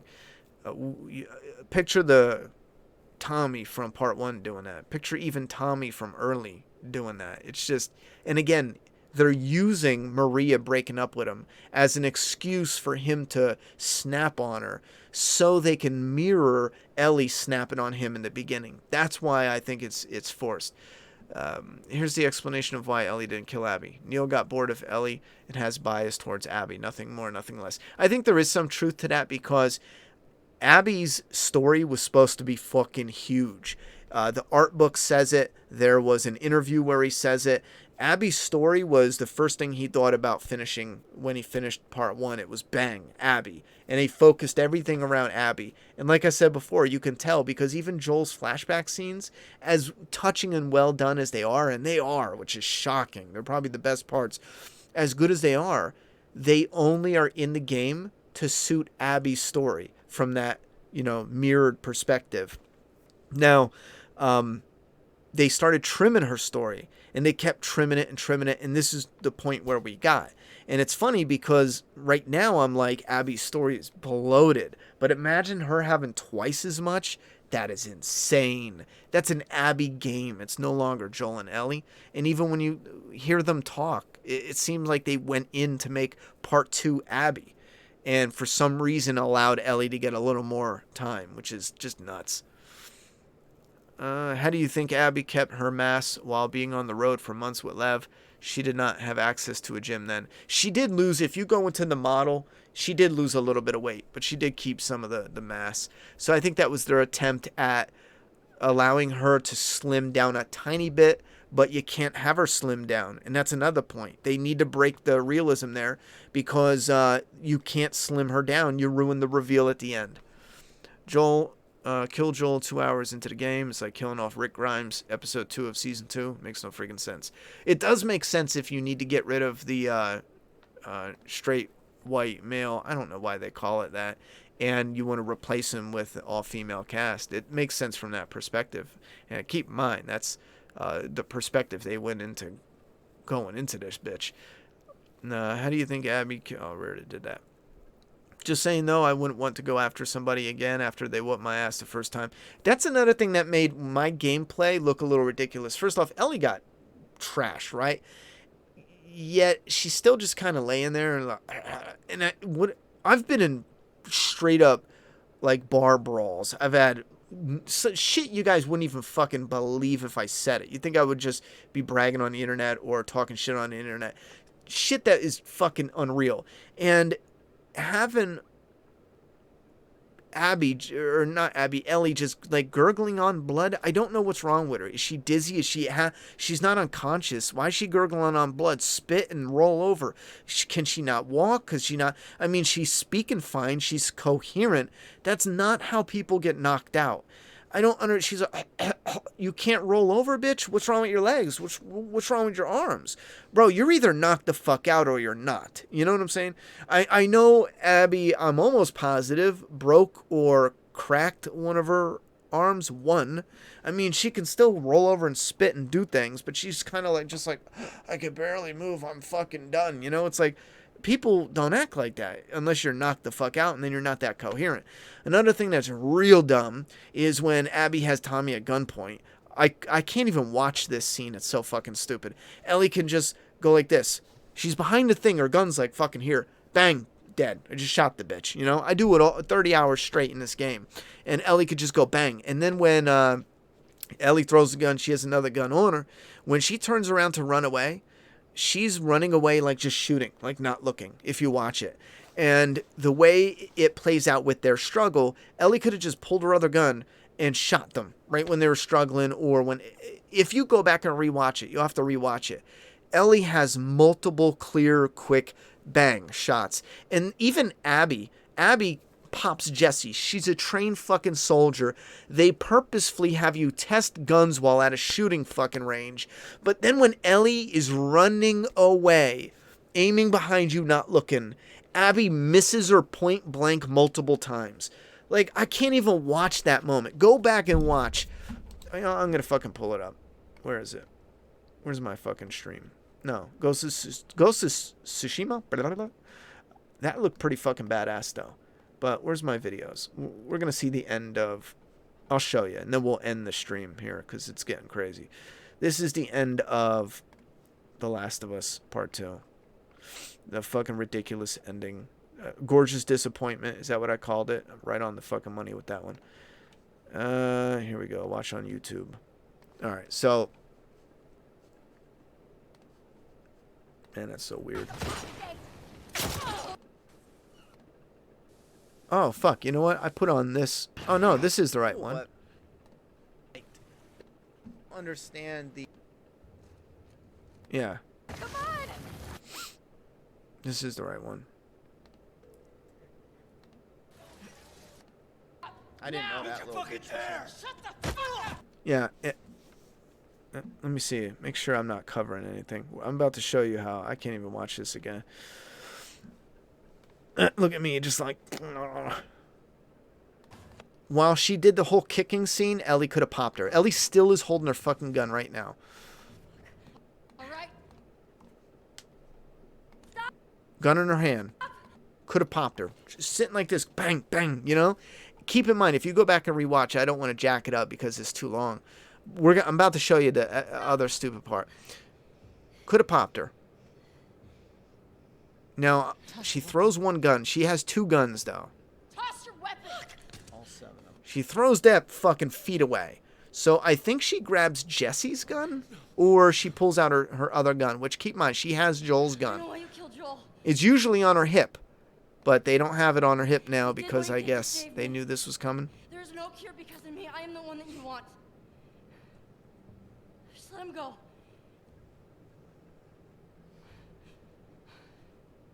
You killed my friends. Oh, my cue ball head. Be like you both live. And you wasted it. Who said wait? Ellie? She said wait to Tommy? See, I'm more interested in that than anything. Why is she telling Tommy to wait? She was just talking about not wanting Abby to get away. All right, so they go. Ellie could pull out a gun and pop Abby in the face right now. She gets clapped. I'm sorry, Tommy gets clapped. Abby could be getting shot at any fucking point right now. Her back is completely at Ellie. I think they want us to believe Ellie ran away and got her gun that she threw like 3 feet away. And then he gets shot. I know it looks like the head, and it's kind of like, I'm fine with that. I mean, it caught him on the cheek. It made it seem like, here's the thing is, how did they heal him up? That killed his eye, fucked up his face, his bone structure. I'm sure there's shit wrong there. How did they heal it up and not let it get infected and all that, and travel from a couple months back home? Because I think it took a couple months to get better. Now, I guess she's grabbing Jesse's gun, but she's just fucking now getting around to it. This shit, I can't even fuck. For some of y'all, I know it's going to be like, it's no big deal. I can't, because the fucking length of time. It's confirmed right now. She does get Jesse's gun. She could have immediately grabbed that gun and clapped the shit out of her. Like, just. And right here, it gets worse. She shoots her point blank. Misses. She shoots the fucking counter. Oh my god. That's even worse. I didn't know that. That's even worse. So she shoots the counter. She must have unlocked her perk that I gave her where it was no weapon sway. A bug bit me in the fucking cheek, I think. And now look at the sharp shooter, scar, killer, train, soldier, psycho, bitch, Hulk, smash, but can't shoot a fucking gun. Watch. Where are you shooting? Is it over here? She shoot right now. I mean, what is this? And then Ellie's like, just here's my back. Put it in my backside. And clearly not even aiming at you. And this fucking Hulk smash is like, all duck for some reason. Oh yeah. Another one directly at Ellie. Somehow. 2 feet away. Misses. So we get 2. Okay, not 3. 2 shots. Ellie gets 2. Abby gets 2. Ellie I can understand because she's shooting behind her. But Abby, how did she miss? Before they did that shootout, how didn't Ellie just... And again, I don't need excuses like, oh, well, maybe at first Ellie was going to try to say, don't do it. And then she did, and blah, blah, blah. The point is, the scene never should have been built like this. Because it leaves this moment of, now you gotta over-explain how Ellie gets out without getting trashed, how Abby gets away without getting shot, when they have each other at point-blank range. But again, it is what it is. Where do you see Abby's path and future going in your prediction? Well, if you beat the game like I did here, and you go to this title screen, bam. No. What the fuck was that? Come on. If you get to this title screen right here, where is it? Come on. It'll show you where Abby went. It's like a hidden little thing.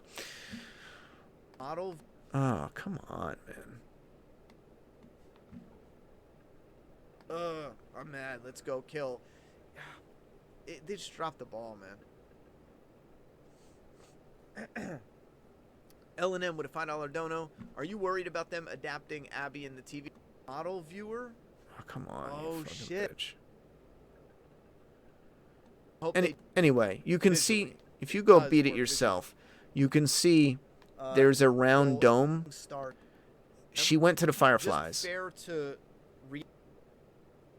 Maybe if I pause it. She went to the Fireflies. So Abby and Lev made it to the Fireflies. That's what that end is about. This ending right here. Why can't I get to it, bro? It's so fucking annoying. Let's get it. Look at the... Oh my god. I must have like clicked on it immediately like a fucking asshole.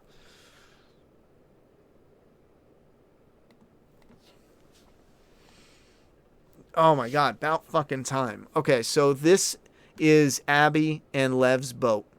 And this is the dome where the Fireflies are. This is when you beat the game, you unlock this title screen. And this is confirmed, by the way. It's not just like, I think this is what's going on. I forget. Someone told me recently they talked about what this means, but this is where the Fireflies are now at, 200 strong. Abby and Lev made it there.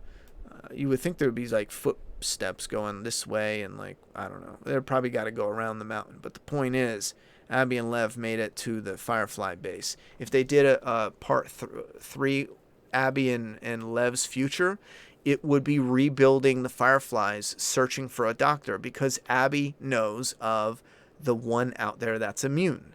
And Abby knows where the fuck she lives, in the community in Jackson.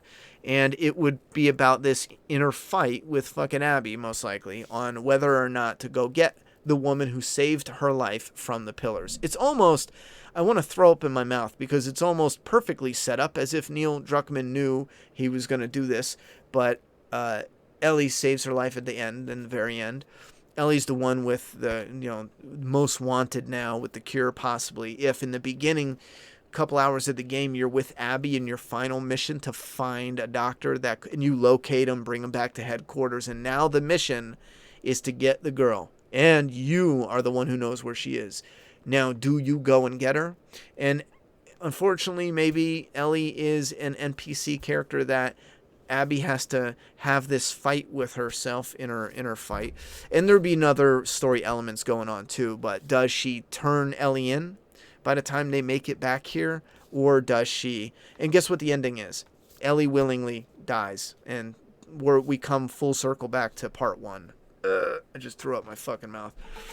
Do you think if they show... Thank you for asking, Jennifer. Do you think if they showed Abby more remorseful and having some regret because Joel saved her, made her a little more likable, it would make her a lot more likable for people.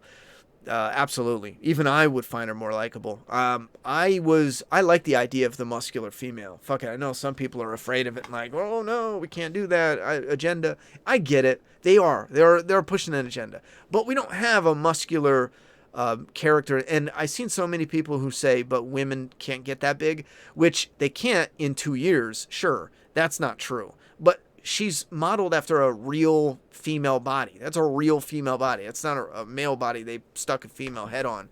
That's a real female. You can look up pictures of her. I showed pictures of her. Anyhow, we don't have a female lead character that's known that's a female bodybuilder. So there's no that body that, for me it's about variety. You know what I mean? So we don't have that variety. I think it works. But Abby, even when I play through her again, she is a psychopath. She's pregnant, good. I'll cut her throat, pregnant bitch, And then when she's killing Joel, beats him for hours with a golf club. This is a man who simply stabbed your dad in the neck with a scalpel because your dad's a fucking idiot who got in the way of a trained killer protecting a girl, I mean, come on. And here's the thing, too. You might say, I've heard someone say this. Well, her dad didn't know about Joel. Yep, they proved it in part 2. Remember? Marlene says, I'm going to go tell Joel. And then he goes, whoa, why would you tell him? Fuck him. And she's like, he traveled across the country with her. He deserves the right to know. Yada, yada, yada. He knew who Joel was. He knew he was a killer. Do you think if they showed Abby more... Oh, I already did that one. Yeah, when Ellie laid there almost dying, I thought I missed something, but she just got punched. Good luck to anyone trying to figure out the meaning of the ending when Neil Druckmann himself doesn't even know what the fuck it means. J-Dog, and yes, that is very, very, very, very true. Neil Druckmann himself says he's quote-unquote still unpacking the meaning, which as there's part of... When it comes to writing stories, like as a writer myself, I understand the aspect of having parts that are ambiguous, but not a full ending. For me right now, maybe you're fucking all enlightened and way, on another plane. That's fine. But I can't stand... The ending of part 1 had ambiguity to it. That was beautiful. It gave a definitive ending that had this ambiguous overcast, which I think is a perfect way to do ambiguity. Not... Oh, everything. We came full circle with the guitar, but what does that mean? Is she laying Joel to rest? Is she, excuse me, is she moving on? His overprotective, is that what you call it? Sons of him? His overprotective, making a decision for her, something, blah, blah, blah. Is it this? Is it that? Is it this? Is it that? I know it could mean 3 different things, but which one is it? When the whole thing is ambiguous, that's where I kind of roll my eyes, and I'm like, ugh.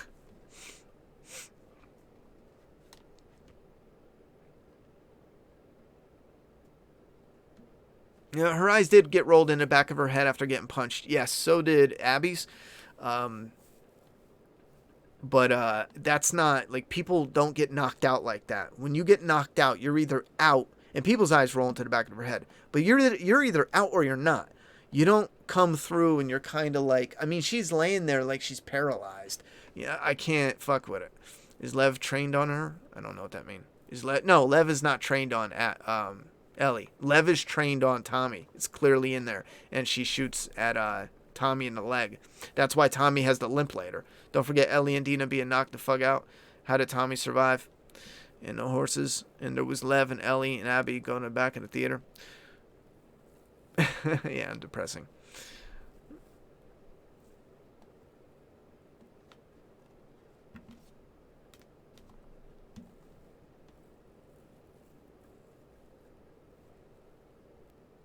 And that's another reason why I can't get on board with Abby. She just turns on her wolf people in a flick. And if she cares about people now, I mean, why does Lev matter?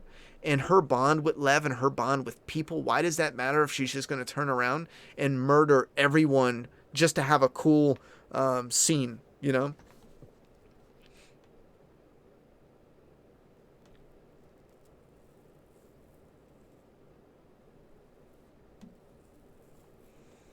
Even when Abby said, if it was me, I would like you to make the cure, it just didn't work. That part didn't work either. I would have liked Abby if she said, Dad, we should ask her. Maybe she would volunteer if she knew how great it was.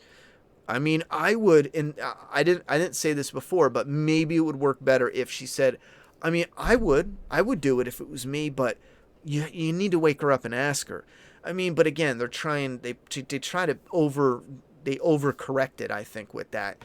I would have immediately started opening to Abby with that one little change. And then with Ellie, another thing, a guy calls Dina a dyke or something. Doesn't even call Ellie a dyke, calls Dina a dyke. And it's probably in there to show her stubbornness to forgive. I mean, why else is that? Writers don't just pop things in there.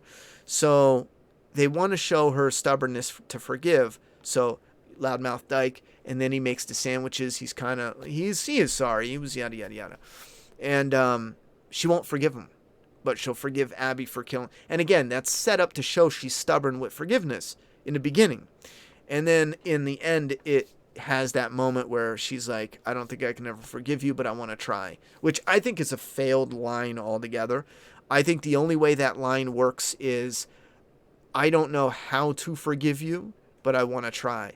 Because her sitting there straight up being like, I don't think I can ever forgive you for that, but I would like to try. It just comes off as, I don't know, man. It hits in the face of so many different things.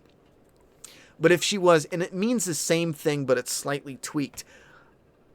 It means that possibility to mend bridges, but she doesn't know how to forgive him, but she would like to try. It just has this better ring to it that's more inviting, more emotional.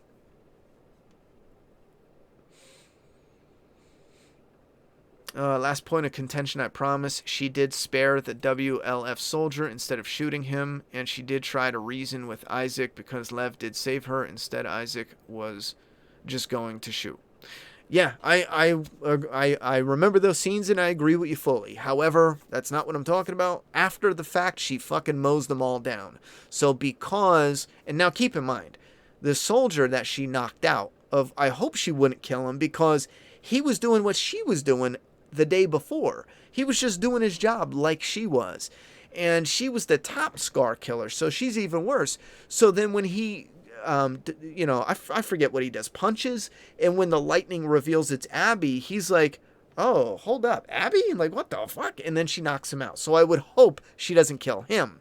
So he's knocked out, but she breaks his arm. And then Isaac comes out. And again, this is still a moment where she's like, I don't have to fight my people. I can just explain, hey, yada, yada, yada. That's all fine. And again, it is what it is. And from that moment on, any wolf that crosses her path, it could be a wolf she was friendly with. It could have been a wolf who, even if Isaac was like, yo, she was protecting a Scar, and that wolf was like, I mean, I'm not going to shoot Abby. It's Abby. It doesn't matter. Abby killed her. I mean, I played as Abby. I slaughtered every single one. And if you're going to pretend every single wolf was immediately against Abby, then it's like, only a Sith deals in absolutes.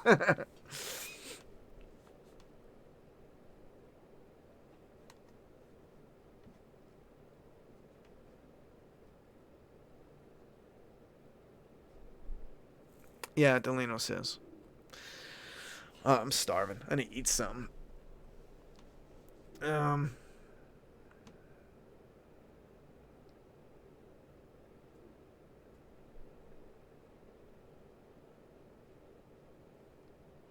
Yeah, Isaac was underwhelming.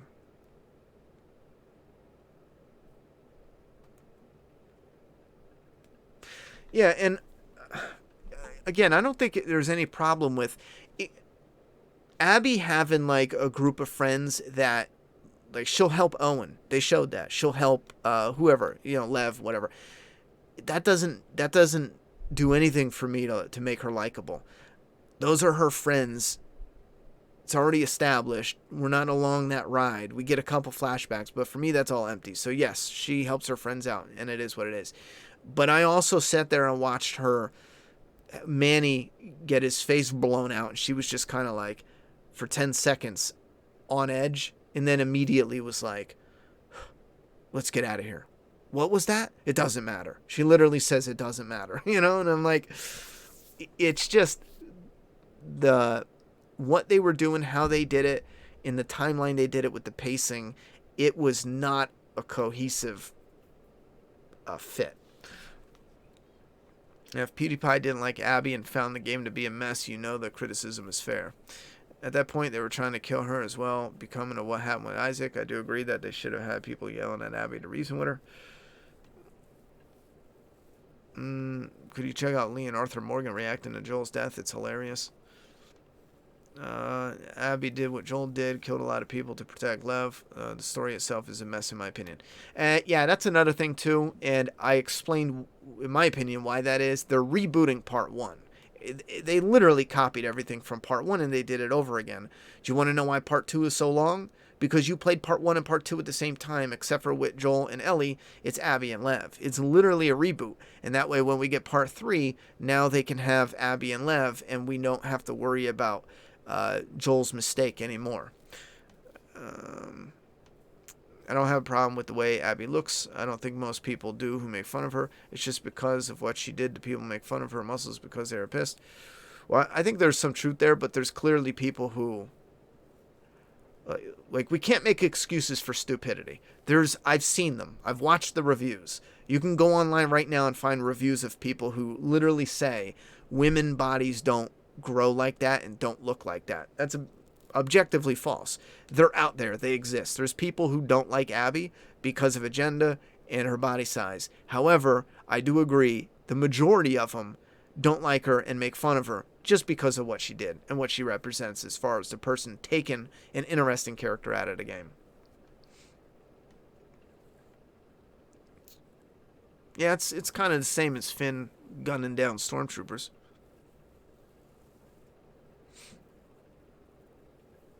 How many parents did Abby kill? Probably a lot. And that's another point I made. Both Abby and Ellie kill hundreds and hundreds of parents, mothers and fathers along the way. And with no care in the world, little hypocrites. Continuity errors. Marlene saying she's going to tell Joel in part 1. She just told Joel to leave before surrendering any info. I didn't go back and look, but I would imagine there's going to be a couple continuity errors. Alright, let's shut this down. Let me hit X out of here.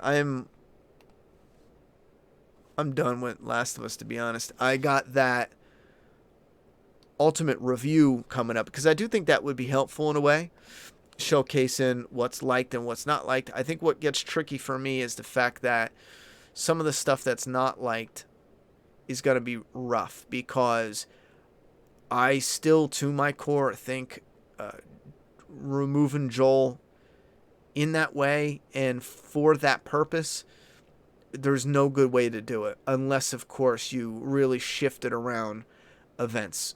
Taking 5 hours off of, Abby's ridiculous 10-hour journey and put it in there to bulk it up and add to the arc that they had with Ellie and Joel, and even how that connected with the Abby and the Fireflies and how all that pops off.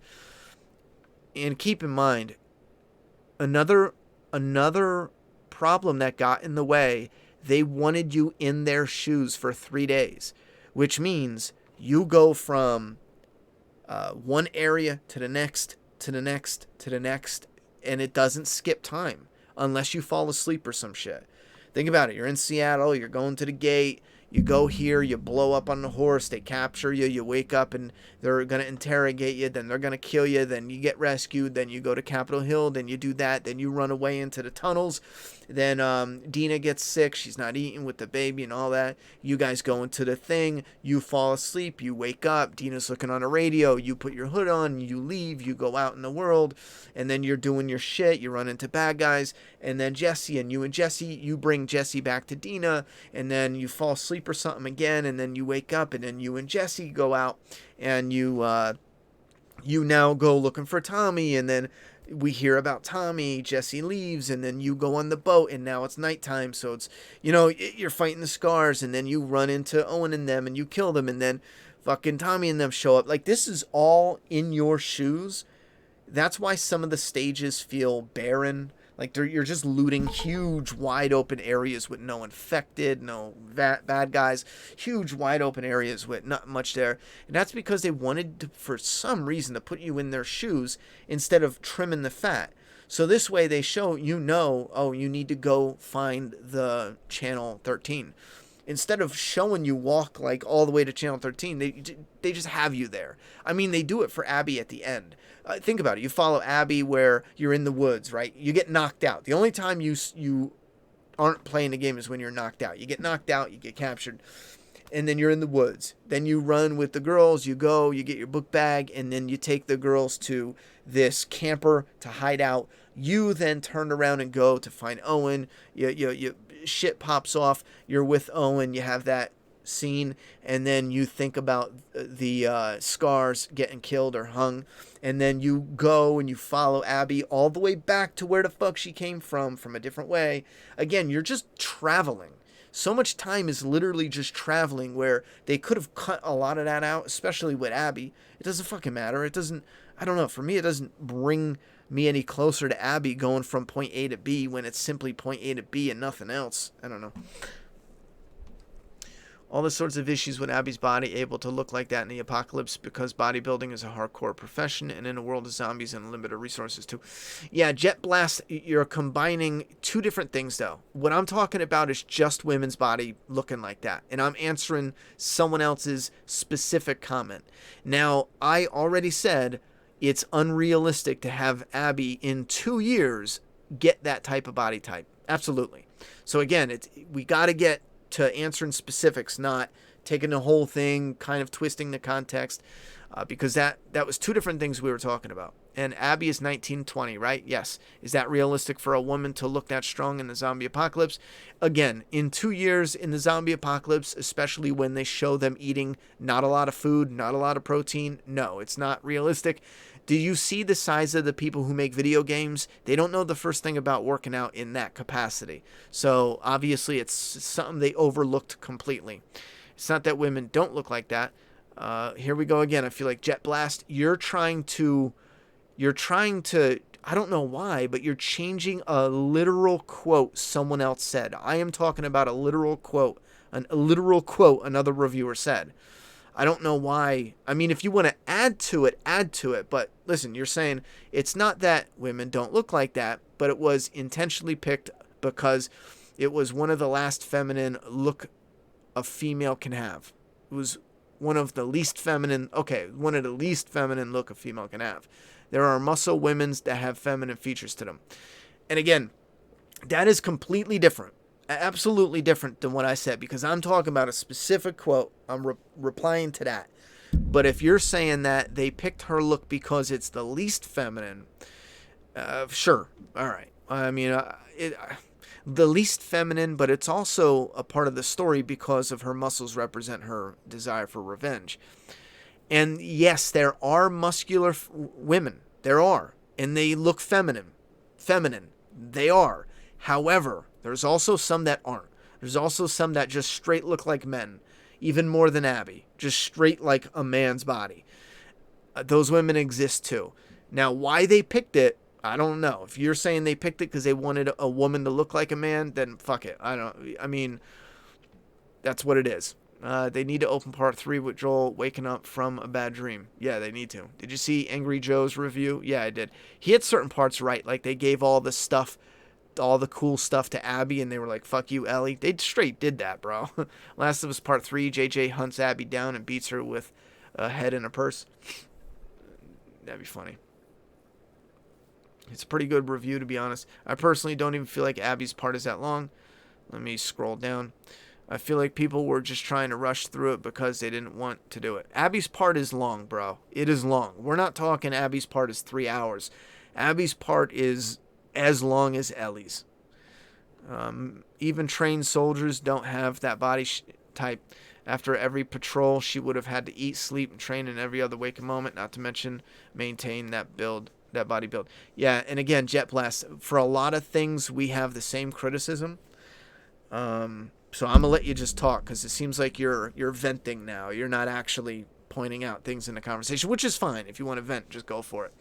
All that could have been avoided if we stained Clementine and Lee. I personally don't even feel like Abby's... Oh, yeah, I already did that one. I left a comment about Last of Us 2 video saying why I don't like it, and some guy replied, pissed as fuck, calling me a fool. The internet's crazy. Yeah, that's another thing going around. If you show it any love, you're getting hate. If you hate it, you're getting hate. I mean, I don't know why people can't just accept that you love it and I don't. I mean, it's that simple. Or I love it and you don't. It's like, who gives a fuck? I'm probably going to get the Xbox Series X because of Game Pass. $70 is some nonsense. I'm getting a PlayStation. I'm not getting Xbox. I don't like Xbox. Me personally, though. I just don't like the look, the feature, the functionality. I remember the shock on your face when you asked if her part was going to take an hour and you realized it was 6 to 7. Bro, I was gutted. I played for her for 10 hours, bro. And I know I tried to kill her over and over again, and I did explore. I played some stealth, but yeah, it was 10 hours, man. All right, I got to shut this down. Thank you very much for all the support. This is going to go in demand. We are up to $8,120. Tomorrow we will post an actual image of the bonus. Anyone who signs up after this point will get a upgrade for 85. You're going to get one for 8,000. You got one for 75. We got one for 7,000, which is the bookmark, and 55, which is the premium paper. So this is going to be a nice little something. And again, if you jump in at $30, if we can get to 10K, you're going to have a book. You're going to have a bookmark, trading card. If you signed up, you're going to have maybe an extra little surprise, and like 4 or 5 mini prints, not mini, size of a comic book. So it's going to be a full comic print page. Anyhow, thank you very much for the support. We hit 8K. I think that's fantastic. So, whoop, I lost the stream I was going to click on. Where'd it go? Oh, there it is. All right. Good night. Be safe. Definitely be safe out there. The world's still a crazy place. Someone will try to kill you for not loving The Last of Us Part 2. I'm serious.